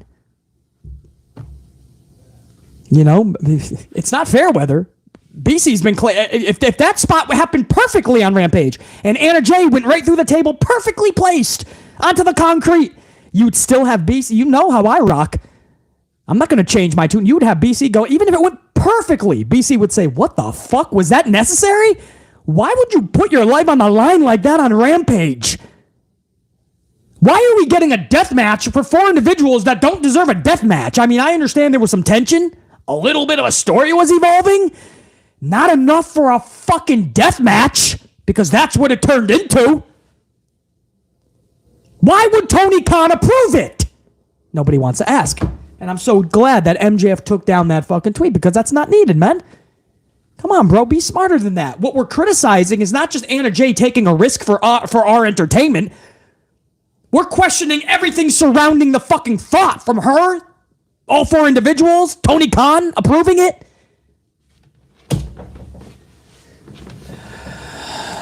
There's no way that should have happened on Friday. I hope the best for Anna Jay. I really do, man. They're not telling us enough. So I hope she's okay. If it's a concussion or whatever, if her back got fucked up, we hope the best. Anyway, this Alexa Bliss shit with Uncle Howdy, like they made a portal out of the exitway. It was fucking so beautifully done. Bianca and Alexa really taking this to another level in terms of personally and fucking I mean, it got real physical real quick. Bianca looking like I mean, if Bayley looked like a whole 7-Eleven last night, Bianca Belair was the whole fucking food section, the whole snack section of a Target. Because, damn, she could be out there for a full hour. BC was going to be captivated. Vince McMahon then allowed 3H's to take Bronson Reed off the side of the milk cartons. Bronson Reed was actually on Raw last night, man. Bronson versus Tozawa. Bronson just ended Tozawa, guys. Literally just ended this dude. Bronson needed that so badly. He needed that. No Miz, no competitive matchup. Tell the audience why they should care. Squash matches will accomplish this. Who are you? Why do you deserve our time? That's what you have to tell people that don't know Bronson Reed or are being reacquainted with Bronson Reed. Why would you?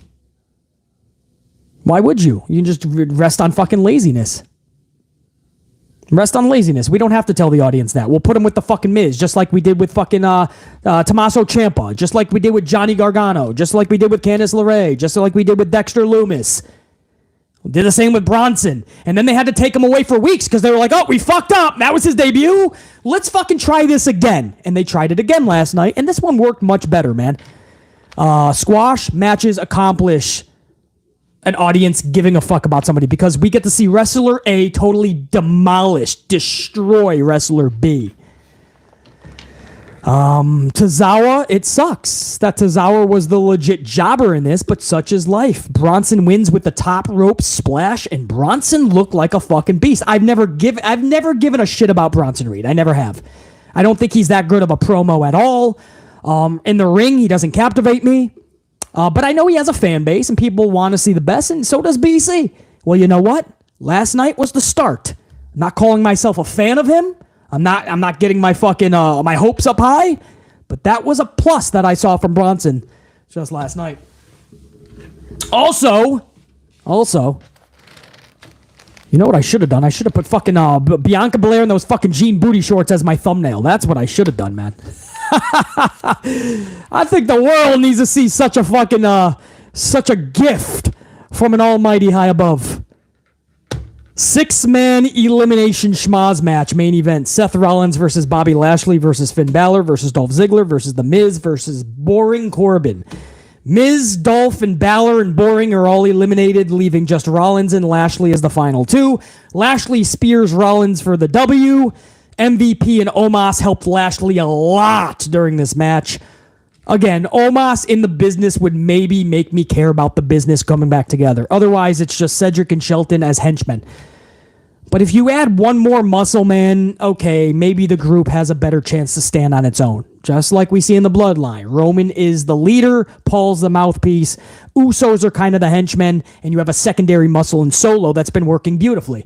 Well, Hurt Business, follow the same model. Your voice is your promo is going to be MVP. Your leader is going to be Bobby Lashley. Your henchman is going to be Cedric and Shelton, and your secondary muscle playing the role of Solo would be Omos. It's the only way anybody's going to give a fuck about Omos or give a fuck about Hurt Business long term.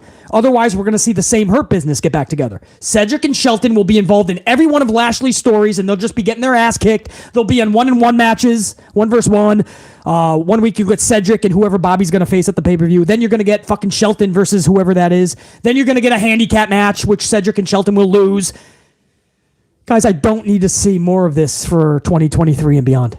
We got to have a different dynamic. I know you don't like Omos. I'm not fond of the dude on his own either. But if you're going to do Hurt Business, we got to switch up some parts, move some shit around.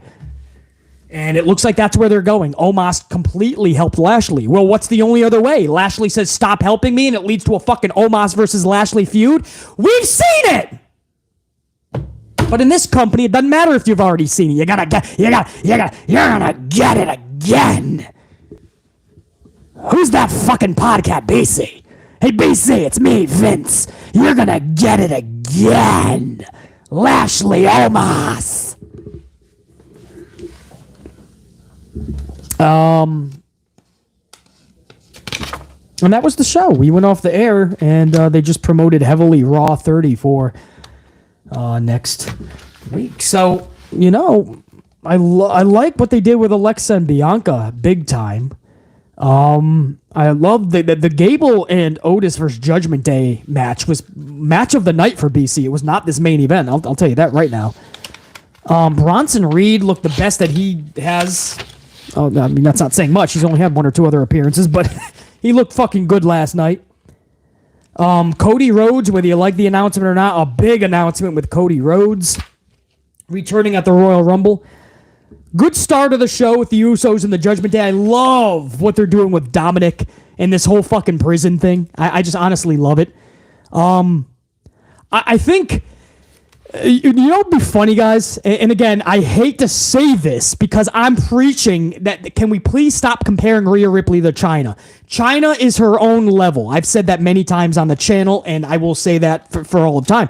I want to see the best for Rhea. I want her to invent her own presence, her own aura. But let's stop comparing her to Chyna because nobody will ever compare to Chyna, guys. It's just a different entity. That doesn't mean Rhea cannot be something that we've never seen before in the company or in this business. Rhea can definitely become something like that, but not in the same facet as Chyna. I hope you guys understand. If you weren't around for Chyna, take my word for it. If you were, you know what I'm talking about. So I hate to say this because it's putting Chyna and Rhea together in the same sentence, but I would love if fucking Dominic comes to the ring with Rhea in the passenger side of like one of Eddie Guerrero's old convertibles. And that shit's fucking bouncing and shit. And Dominic says, yeah, I just broke out of the pen. I'm taking mommy for a cruise and you're talking all this shit in the ring, so I had to take a detour. The old school guys. If you remember Eddie Guerrero and Chyna, they were involved in Latino Heat. What's the fucking connection? And fucking they would come to the ring in a fucking convertible, and that shit would be fucking bouncing and shit. The lowrider. I gotta be fully transparent with you. If they ever do that with Dominic and Rhea Ripley, I'm gonna lose my shit, dude. That would just be so epic. So I couldn't help but think about that last night because I'm loving what they're doing with Dominic and the whole prison thing. Corey Graves and his one-liners are fucking great. Last week, Kevin Patrick says something fucking stupid. So Corey Graves goes, do you want to be shanked, KP? Graves is helping the story along. Dominic is just so sincere when he's talking about it. Dominic is like, you wouldn't last a day in the pen that I was in. He's like, I was just lifting weights in the prison yard, but not even I can hold back Rhea in the mood she's in. And I'm like, this is just gold, bro. This is fucking gold. All we're missing is Rhea and Dominic coming down in Eddie Guerrero's lowrider, and I'm going to lose my shit, dude. Anyway, who knows? Maybe Raw 30th, man, in Philly this upcoming Monday, celebrating the 30th anniversary of Raw. Maybe that's where we'll get it. My unit. Thank you, guys, man. This is going toward 2 hours, a huge cold open with Vince McMahon. The report we're getting this morning is that he repealed the old filing and he's got a whole new filing. And now he is telling his shareholders, cut the shit, stop trying to oppose me because you no longer have any say. And the WWE released that filing. So when you went to bed last night, Vince McMahon had all the power in the world when it came to WWE. When you woke up, somehow he has even more power. BC talks all about it in the cold open. If you joined the stream late, I totally understand. I only gave 16 minutes of notice in the middle of a morning or afternoon like I always do. So I totally understand if you guys are just joining in on it or catch it later. But really listen to that cold open because Vince McMahon has just taken it to another level, and he's literally holding the company hostage. That's not being over-exaggeratory. That's not being over-dramatic. I mean, he's literally holding the company hostage when he's saying we're a publicly traded company, but from here on out, I am treating this as a private company, and I'm the head sole decision maker. He is basically double dipping. He's got a publicly traded company that he held hostage and took it private without legally taking it private. That is what is unfolding, guys. I've never seen anything like this in business. So I'm so interested to see what happens over the next 24 hours, 48 hours. But legally, I mean, this guy put all his ducks in a row from day one when he went public. This guy is an evil, evil fucking genius. He really is. It's a scary fucking genius. I just wish he put his fucking powers to good use. And then I thank you guys after the cold open. We just went over an hour talking about Monday Night Raw. So that's everything. Now, if you guys want to stick around, thank you guys, everybody. Man, I'm going to pop a new coffee if you don't mind. This one is my Starbucks mocha. I'm going to pop this son of a bitch, and I'm going to stick with you guys for a little bit longer. We're going to go over super chats and shoot the shit some more. If you guys came just for the review or just for the cold open and talk about McMahon and all the power that he now has that he didn't even have last night, he has even more. If you guys came for just that, much love and respect. I'll check you guys later, man. My gold team and my non-gold, my red team. Everybody that just smashed the up, maybe you're not gold status yet.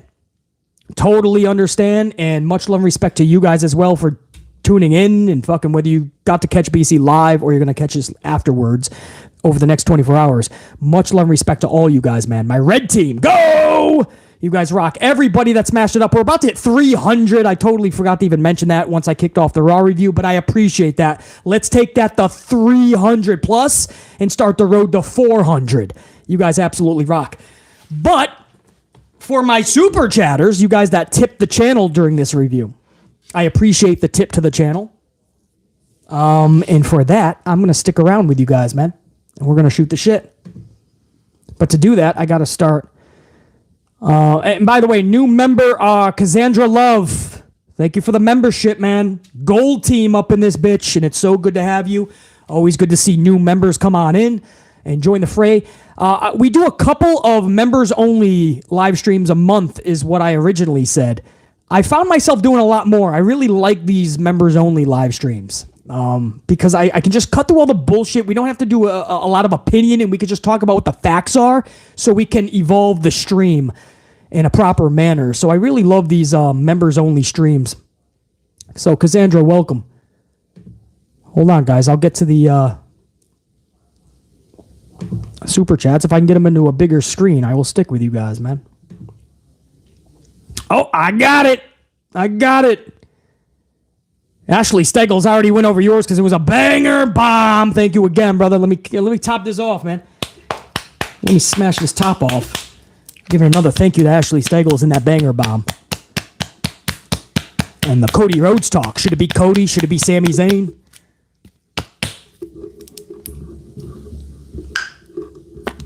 Salute to my unit, gold team. And Ashley Steggles, I appreciate the tip, man. That's huge. Salute. Look at this shit, bro. This is not healthy. Don't ever do that. I'm doing fucking Dunkin' and Starbucks. 2 fucking coffees at once. Don't do that, guys. It's not the healthiest thing, all right? Honestly. It's the old thing. Do as I say, not as I do. Don't do what BC does. I'm not saying that what I do is a healthy living. Let me go from the jump here. WWE AEW Marvel fan with a 10 spot. The story is in their laps. Rock no shows for the ceremony. Roman feels disrespected, and he berates Dwayne. And this is how they should do it for Mania. They don't need a championship. Love it. Let's rock. Where's The Rock not giving me my fucking proper due? And then The Rock shows up at the Rumble with all the electricity fucking propaganda and the marketing. WWE AEW Marvel fan, one thing you're correct about for sure is that this story is sitting in their laps. Eventually, this has to happen, whether it's Mania 39 or 40. Rock versus Roman has to happen. I don't give a fuck if there's a title on the line. It is a dream match because it would be one of the best stories we've seen in wrestling history, not just the last 10 years. This is a family storyline going fucking decades. Jane Donnelly, 449. What up, unit? At work. So can't catch the stream. Smash the up. And here's a coffee on me, BC. Red and gold team. Go! Love hearing that, Jane Donnelly. Jane Donnelly is at work crushing it. Took a moment to jump onto the stream, salute fucking the channel, give a tip to the channel, and smash the fucking up. There's no reason everybody else who's not fucking working cannot fucking smash that up, man. By the way, we did go over 300. We're headed toward 400 now, so I appreciate that. Jane Donnelly, man, that level of support always just fucking...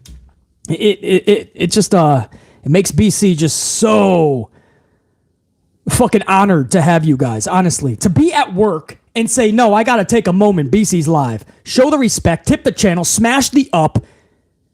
I can't even fathom, man. You guys are the fucking best. Jane Donnelly, honestly, man, much love and respect right back over to you, and I appreciate that level of support.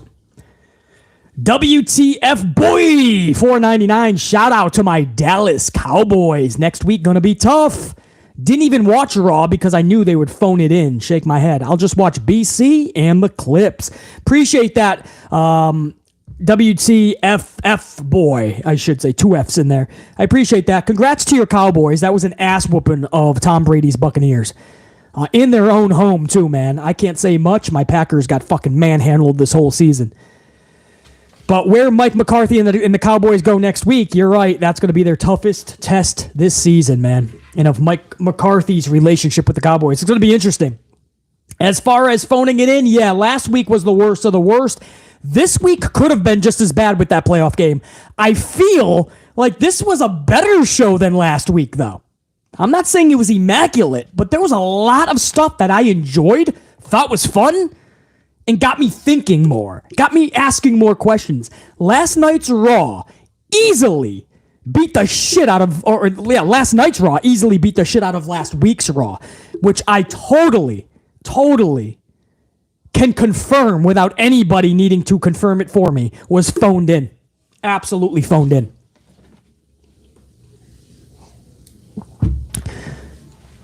Clutch City fan member for 1 month. Gold team, go! Fuck yeah, man. Full month membership. Clutch City fan. Have we already? Man.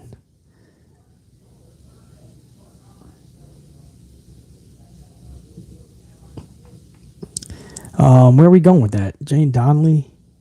Jane Donnelly with a 340. Oh, no. Yeah. I got Jane Donnelly, man, showing that love and support from work. WWE AEW Marvel fan, the story for the Rock and Roman sitting in their lap. WTFFF boy, shout out to your Cowboys. They didn't phone it in as badly as last night like they did last week, though.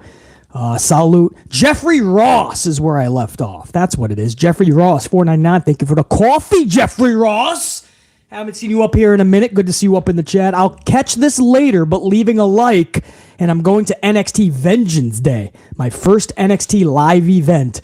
Much love. Jeffrey Ross, thank you for smashing that up when you came in, even though you didn't have the time, just like I told Jane Donnelly, man. That's so awesome to hear. I thank you for that support. It does help the algorithm because when we're live, this channel at least, the tube does not like to promote it live. Now, I'm not helping myself when I only give it 16 minutes of notice. And I come on during the morning or during the day. I get it. But the tube doesn't bother helping. The algorithm only kicks in when we're off live. And it counts as a fucking video in the rotation. Then and only then does the algorithm kick in, and it only bumps in when you guys show that support on those ups. That's why that's totally free. That's not a dime. So I definitely appreciate that, guys. Yeah, Jack Brewer, appreciate that. Fuck yeah, man. Jeffrey Ross, enjoy NXT Vengeance Day too. First NXT live event. NXT's good, man. NXT's got to get a lot more loving. They pulled 700 fucking K recently. I know JR9 Gaming loves NXT. I actually view into a lot of segments on NXT because I know JR9, when he says something's going to be good, you got to think about it, man, and go, well, there's got to be something to this. Enjoy Vengeance Day, Jeffrey Ross, man. I'm sure they're going to knock it out of the park for sure. Emmanuel Karaspati, 10 spot. Emmanuel says, happy to finally see you live again. Like always, thank you for the honesty, the truth, and the numbers. I prefer to watch your videos more than WWE. Red and gold team. Go! A big hug from Italy. Fuck yeah, man. Salute! My peeps up in here. Emmanuel, I appreciate that, man. Hopefully you're rocking over in Italy. And I appreciate your words, man, that BC is more entertaining than WWE. I appreciate that, but that's also sad that that's the case. But I understand that that is the case. That's why I preach and am so amplified in all these videos. I'm hoping that one day the suits and ties will understand we're not just rocking out on these podcasts and in these fucking videos and on these live streams. We're not just rocking out and just doing business as usual. And we're just a wrestling personality who's fucking yapping away. People like BC, we're trying to fucking help. I hope they understand that, man. We're not just trying to rip the shows apart just because we want to be negative. We're trying to help. Let us help. Listen to what we're saying, man. It's common sense and logic. It's not Monday morning quarterbacking. It's not an armchair quarterback the next morning of a game. We're trying to tell you this worked, this didn't. Emmanuel, fuck yeah, man. Appreciate you, dude. Much love and respect. Sheriff Rivers, 2-spot. Eric Bischoff's theme fits Vince's recent return. LOL. Sheriff Rivers, no doubt. Because it's what he's saying to everybody. I'm back, and I'm better than ever. I can't even say that without singing it like fucking Bischoff's theme. That literally, that and No Chance in Hell really does sum up Vince McMahon. Like, people just heard that theme song back in the day, and they laughed. They go, that fits Vince's character. They didn't understand. That fits Vince McMahon, period. Eric Decker, 5-spot. What up, Eric Decker? What up, BC? I hope you're having a great day. I was wondering, can I get another Vince impression of him coming back and taking over everything? Thanks. I kind of just did one with Sheriff Rivers, Eric Decker.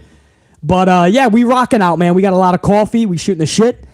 And, yeah, hopefully you're rocking as well, Eric. And I will give you a little bit of Vince. What do you want? Vince impression of him coming back. Let me get a swig of coffee, and I'll give you some Vince McMahon coming back, right? What he said to everybody.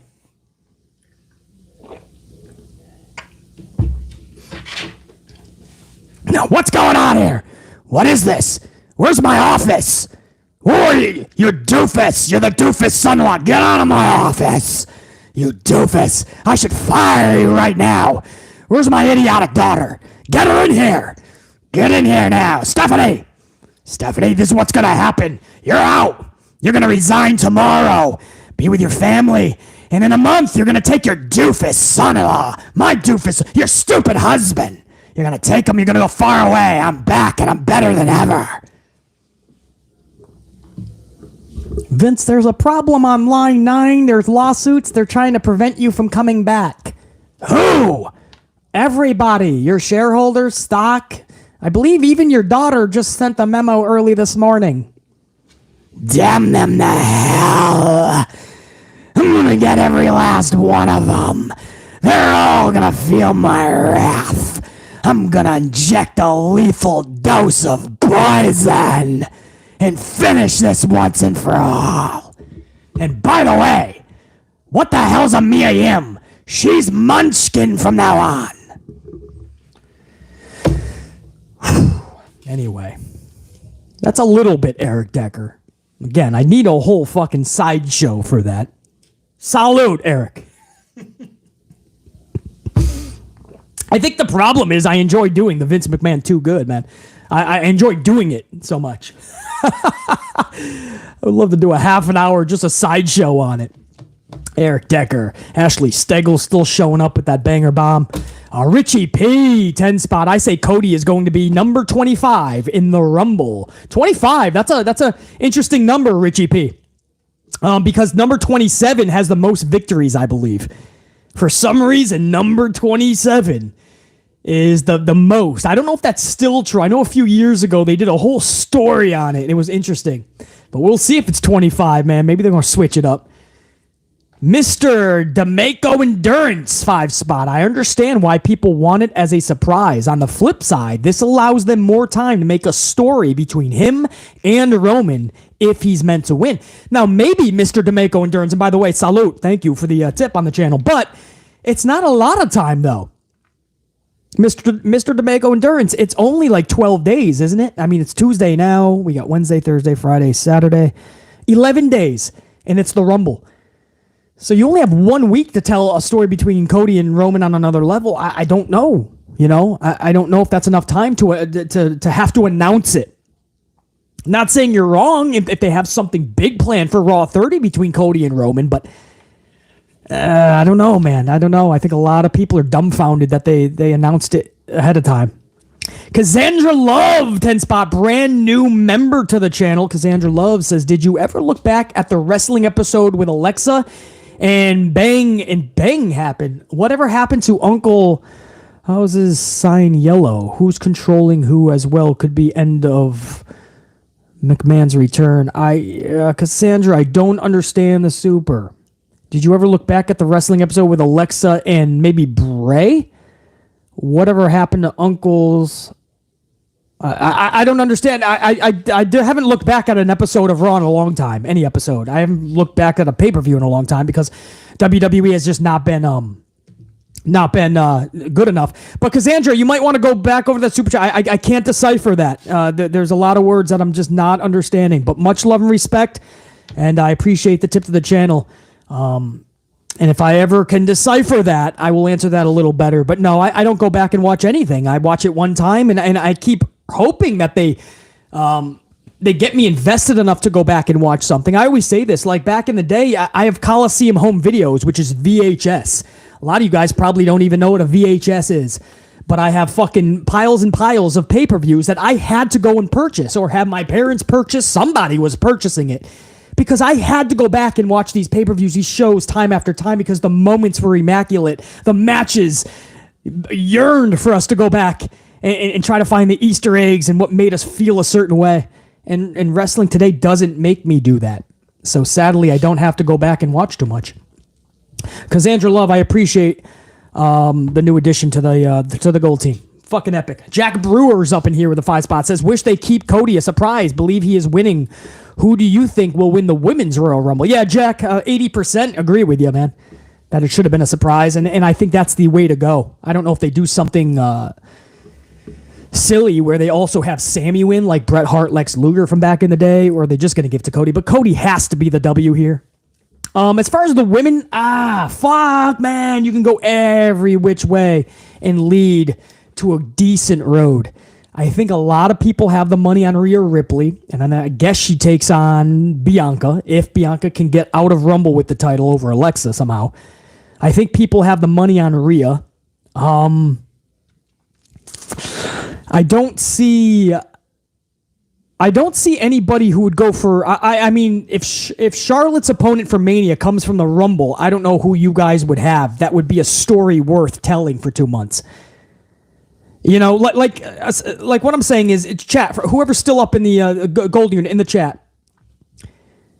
Aside from Rhea Ripley, who realistically would win this thing that you would care about their story going forward for 2 months to lead to Charlie, Flair, or Bianca? Yeah, DJ is a prodigy. I've been saying Naomi has to fucking return in a big way at the Rumble. We already know she's coming back to WWE. We get it. Most likely Rumble. It's got to be in a big way. If she doesn't win the Rumble, and I said that she gave Charlotte her best match in 2022, I feel. The match they had in February on SmackDown. Naomi and Charlotte. So I'm okay with that for sure, man. And Naomi is fucking long overdue from having a rocket strapped to her. But even if she doesn't win that, Naomi needs something big at the Rumble. I don't know if she steps up while Usos are taking on Judgment Day and Rhea Ripley tries to take on the boys. Maybe Naomi says, enough. I'm done with you fucking stepping up to my boys. And Naomi kind of joins the bloodline in a way and steps in front of her. Some way Naomi has to leave a mark on the event. So Naomi is a name. Absolutely, guys. A lot of you guys are saying Naomi. I'd be more than okay with that. JR9, could you imagine Roxanne Perez, Roxy, coming into the Rumble? The problem why that won't happen, JR9, is because, and probably shouldn't, is because a lot of fans really don't know Roxy still. Unless you do watch NXT. I mean, Roxy is one of my favorite wrestlers, man, for sure. At her young age, she is just so good. And right now, they're not botching her. That's a plus. But to win a Rumble, now you're going to have to ask that everybody know who she is when she does that. I don't think they're going to do that. But that would be fucking amazing, man. Or Alba. I know you would love that, Jer9. Both are for one of our two girls there. So see what I mean? My point is, guys, if you take away a wild card like Naomi, I think it's Rhea Ripley to answer your question. Jack Brewer. I just hope that it's captivating enough. Unless you get a big return and somebody shocks the world, right? And wins the Rumble off of a return. I don't know who that would be. Yeah, I don't know. I'm trying not to get my expectations too high or anticipate it too much. So I haven't really gave that. I mean, we have so many questions. We have our hands full with the men's fucking Royal Rumble winner as it is. Jack, much love and appreciation. Fitness information. 5 spot. WWE and WWE is missing storylines. Wrestling. Oh, and AEW, I think maybe. It says WWE and C. Maybe AEW, WWE and AEW are missing storylines. Wrestling is just about corporate deals and banger. Wrestling is not just about corporate deals and bangers. You are the only wrestling YouTuber who knows the business. Fitness information, I appreciate that. I started the channel because I just wanted to give a different outlook into this business. I didn't want to just be another fucking voice who tells my fucking thoughts on a show, a shock jock. I wanted a different level. I want to talk about ratings. I want to talk about metrics. I want to talk about numbers. I want to talk about what's working factually and what's not working factually. These are things I want to talk about. It might upset people. People might go, why are you talking about numbers, man? Let's just talk about how awesome wrestling is and the bangers. Fitness information. I appreciate those words. Honestly, you have no idea, man. That's what I want to hear. And it makes me know that I'm on the right fucking track, and I'm going to keep fucking pumping out the content that you guys enjoy from BC. Sheriff Rivers, 4 spot. By the way, we could be headed back to pay-per-view prices at $60 a pop. Well, if anything happens with the sale and it's not fucking Comcast, NBC Universal, which oversees Peacock, and that deal ends and they don't renew, yeah, we could go right back to $60 a pop. And maybe that would put more emphasis on putting together really good pay-per-views. But for a while before Peacock took over, the pay-per-views were sucking anyway. So we were just paying even more money. So I don't know, but you are right, Sheriff Rivers. We could be on that fucking road faster than we think. Ozzy Edwards, 20 spot. Fucking a few Dunkins and a couple of fucking Starbucks. Ozzy Edwards came in here fucking blazing, man. 20 spot. My apologies for taking me so damn long to truly be a part of the amplified unit. Ozzy Edwards, I appreciate it, man. Big time. Ozzy, hold on. Ozzy, I haven't seen you up in here in a second, but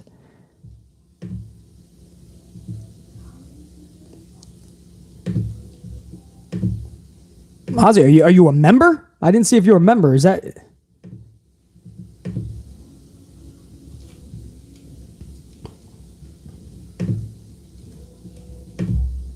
Well, either way, I can't see if you're... I didn't get a memo that you're a member, Ozzy. But Ozzy Edwards, much love and respect, man. I'm just glad you're up in the fucking chat.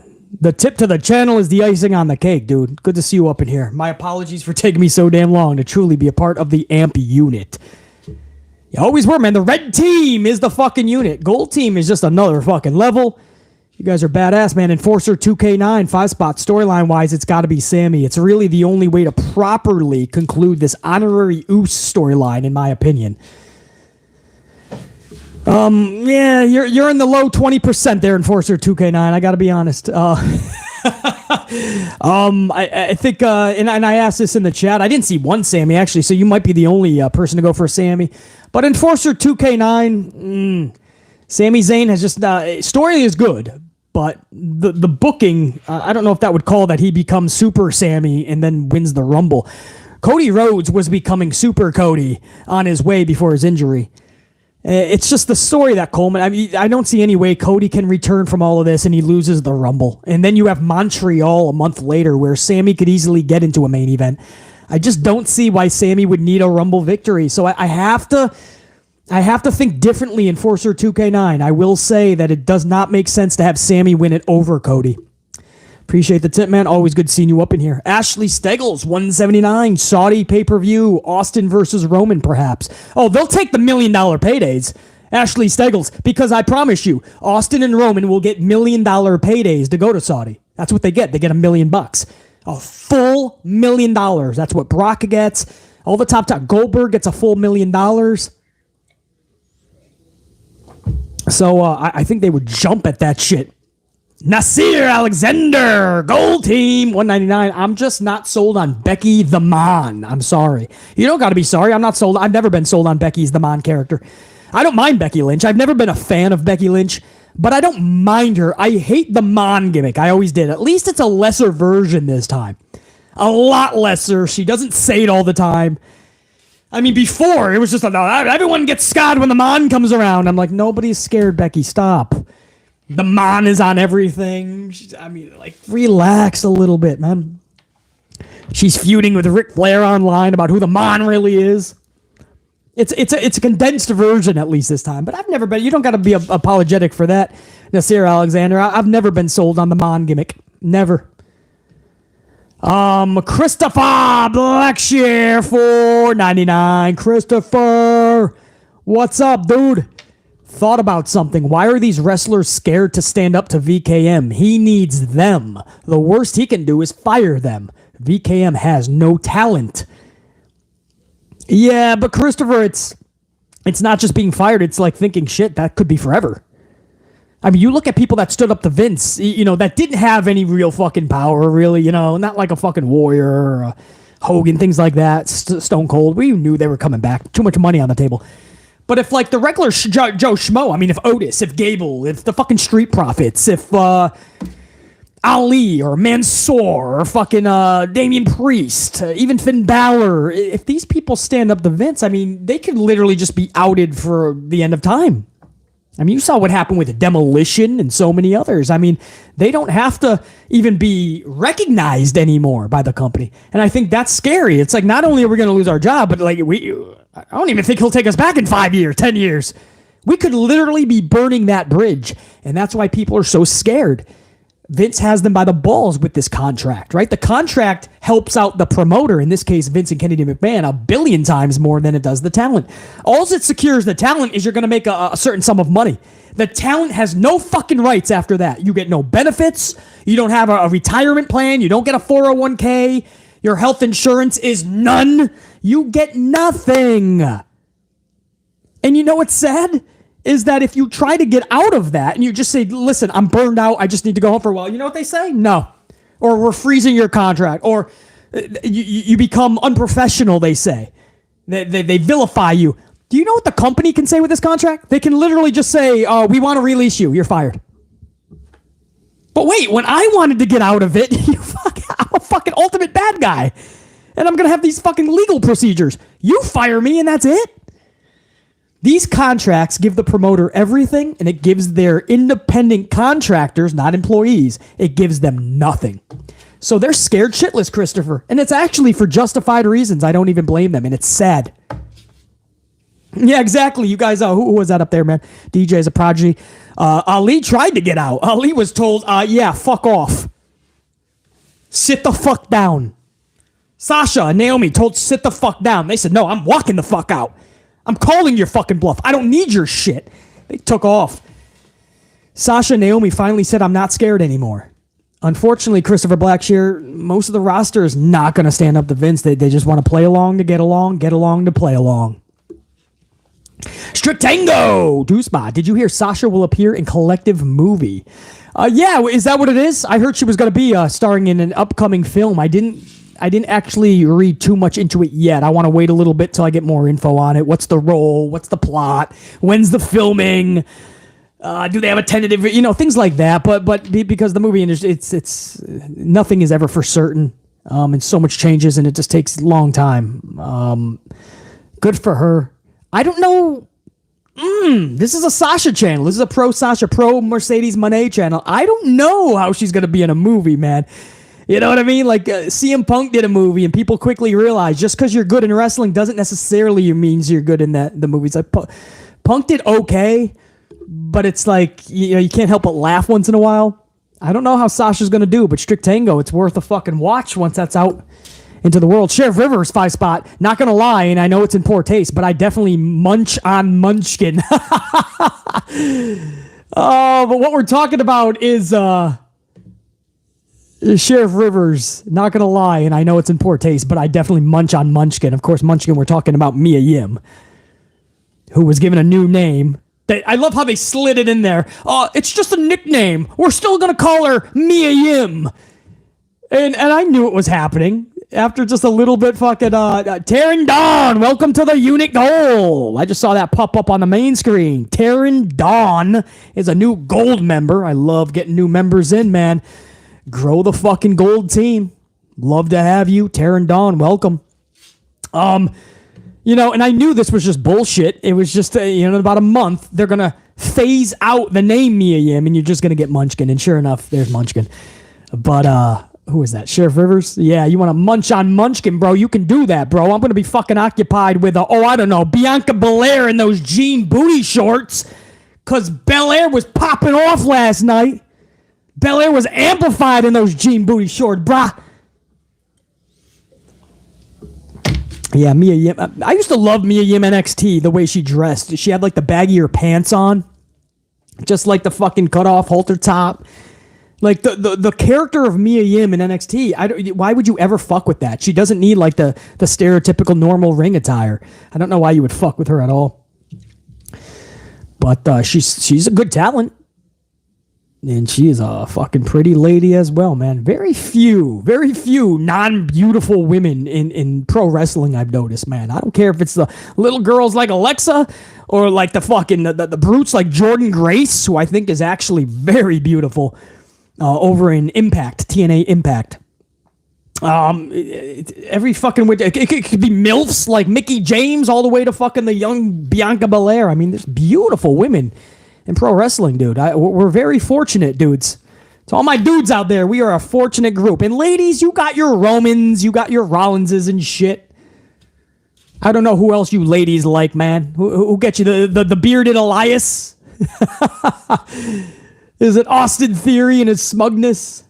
You ladies get your fucking you get your ones to drool over as well.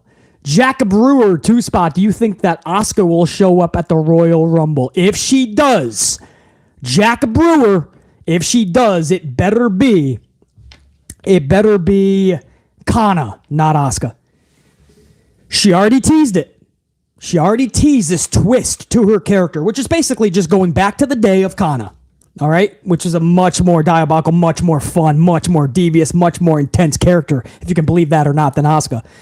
And if you're going to bring her back and actually make us believe that there's something more to Asuka, then just do it. Do it exactly like it should be done. She already teased it. That was her that teased that. And then on TV, we started to see the tease in character. Why just bring Asuka in? Well, BC, it's the intellectual property and the trademarks. Asuka's already a household name. Okay, so you just make Kana fucking special from the jump, and you turn that in to a whole new source of revenue. Because right now, if Asuka keeps going at this rate, man, who the fuck is interested? We love Asuka, most of us. But, I mean, something has to change. We all know that. If you're going to change everybody's fucking name and reset people foolishly like you did the Theory and get nothing out of it, it's the same fucking Theory. He's probably the same amount of boring last night than he was 2 months ago. Then let's actually have a proper repackaging. Asuka comes back as Kana. Oh, JR9, are you talking about Nikita Lyons? What the fuck? Nikita Lyons? What the fuck? How is that possible? Could you imagine? Nikita Lyons, I can't even fuck. And she, fuck, bro. That's all I'm going to say. One of the hottest to do this month. That body is fucked. There's a lot of woman there, bro. Jack Brewer. Appreciate that. I think I got through everybody on the first round, unless there was another. Hold on. Nasir Alexander with another $4.99 says, shout out to that baddie Bayley with the George Kittle jersey. Go Niners. Yeah. Look at her. She had those fucking tight black pants. She had the fucking boot heels. She had the the fucking sports shirt. Or was it Kettles? She fucking. So she's sporty, sexy. I love that, man. Bayley.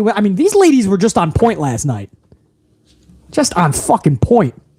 Clutch City fan, 10 spot. If I don't have to hear the word banger anymore, I'd be happy. I have Cody winning the Royal Rumble, by the way. Yeah, 80% has, no. The poll was actually, the poll that I put up earlier was, should the announcement of Cody, should that have waited? Should have been more of a surprise? And 80% of you guys said, yeah, it should have been a surprise, not announced. So I didn't actually do a percentage of who thought Cody, but I did ask you guys, and all I saw was Cody in the chat. So, Clutch City fan, I think we're all pretty much going Cody. I think we know that's what has to happen. As far as you never want to hear the word banger again, bro, that's you and me both. If I never hear that fucking word banger, I will be more than happy, because bangers is what is helping to destroy pro wrestling. Strict Tango, 2 spot. VKM is a heel and villain character on and off TV. Strict Tango, no doubt. In real life, we said this for decades, but over the last week, it is now more evident than ever. It is just his character in real life. A volume turned up a little bit, right? That's all it is. Steve Austin used to say that, right? Stone Cold Steve Austin is just his real life persona, Steve Williams. People always are shocked by that. His name's not really Steve Austin. No, it's Steve Williams. But when he becomes Steve Austin, he just turns the volume to 10, he says. And he turns into Steve Austin.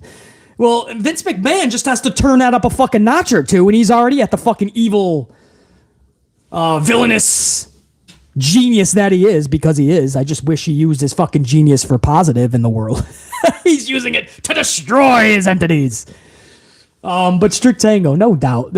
On screen, off screen, that's Vince in a nutshell, bro. Ruthless to the fucking core.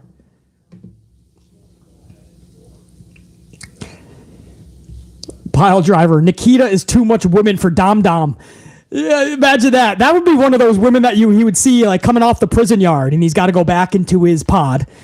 And everybody's being filed into the pod. Everyone has to be counted outside of their cell before they go in for a half an hour. And then they call for fucking lunch or dinner time, right? And then you can come out, get your fucking tray, go back in. And this is like one of the correction officers, right? Nikita Lyons fucking pins Dom Dom in a secluded stairwell, Dom Dom's hitting it off with a correctional officer, Nikita Lyons. There's a storyline. Nikita Lyons looks like she could be one of those corrections officers. That sounds like a bad porn, actually, guys. That could be the beginning of a bad porn. Fucking Dom's in jail, and Nikita's the corrections officer. All right, this stream has gone off the rails. I think this is a good time to say salute to my unit. You guys are the absolute best. I appreciate every single one of you guys, man. This has been a wild 2.5 hours. What the fuck? 2.5 hours. I guess we had a lot to talk about. Let's take those ups to 350 if you don't mind. And now what we're going to do, guys, is we're going to turn this over to the non-live crowd. The second this live stream ends, the tube converts this into the algorithm, and thousands of people are now going to be able to catch this. So to the chosen ones, the hundreds of you that were able to be here live, much love and appreciation to you guys, as always. To the thousands of you that are about to catch this not live, I still want to give a shout out to you guys. Thank you for still clicking on this even though you're not live. And still smash that up. And just know that respect is right back to you guys, my non-live crowd that's coming up once this algorithm kicks in. And to my live crowd, as I said, hold on, Cassandra Love, 5 spot. Cassandra says the Saudi one, Alexia, who's running her yellow Bray, or is it Uncle Howdy red sign last night? Blue. I don't know, Cassandra. I'm having a hard time decipher that. But I'll have to find out, I'm guessing. But I don't quite understand, Cassandra. I don't know about any of the signs. I just know that Uncle Howdy and Alexa are becoming a fucking unit somehow. And that's fucking huge. Cassandra Love, much love and respect. I appreciate that. Ashley Steggles, 449. Nikita can be my correction officer any day of the week. Well, fuck yeah, man. That would be any fucking inmate's wet dream, bruh. Females included. Nikita Lyons is one of those motherfuckers that if a human being you're looking over and going, damn. Nikita Lyons just stops you in your presence. That is a different level of fucking beauty, and there's just so much woman there. Fuck. That is either a good wrestling storyline or it's a bad start to a porno, bro. Guys, I think I got all my supers. If I didn't, I'll get a list later, and I'll give you guys that proper shout out. To all you guys, man, much love and respect. I kept you here way longer than I wanted, 2.5 hours plus. BC says, go rock the rest of the day. We'll do this again coming up this week. A lot of content coming up as we head toward Raw 30, and in just 11 nights is Royal Rumble, where we kick off WrestleMania season. To my new members, much love and respect. My super chatters, everybody that took a moment, totally free to smash that up. You guys are the fucking best, man. Salute. And I already did my gold card member roll call at the beginning of the stream. Switched it up, so you guys know who you are. Thank you guys, man. I see you up in the chat. No. Thank you. We'll do this again soon. To my red team that was not gold status in that chat, much love to you guys too, man. Thanks for still watching every fucking second of this and smashing that up. Red team, you guys, you started it all, man. Red team, go. Gold team, you're next fucking level. Salute. I'm out. Check you. WWE AEW Marvel fan, 5 spot. I'd be down for a Royal Rumble live reaction. WWE AEW Marvel fan, I think you're going to get that. I think I'm going to go live for the Rumble. Check you guys. Salute. Salute. Thank you. Get him up. Get him up. Nah.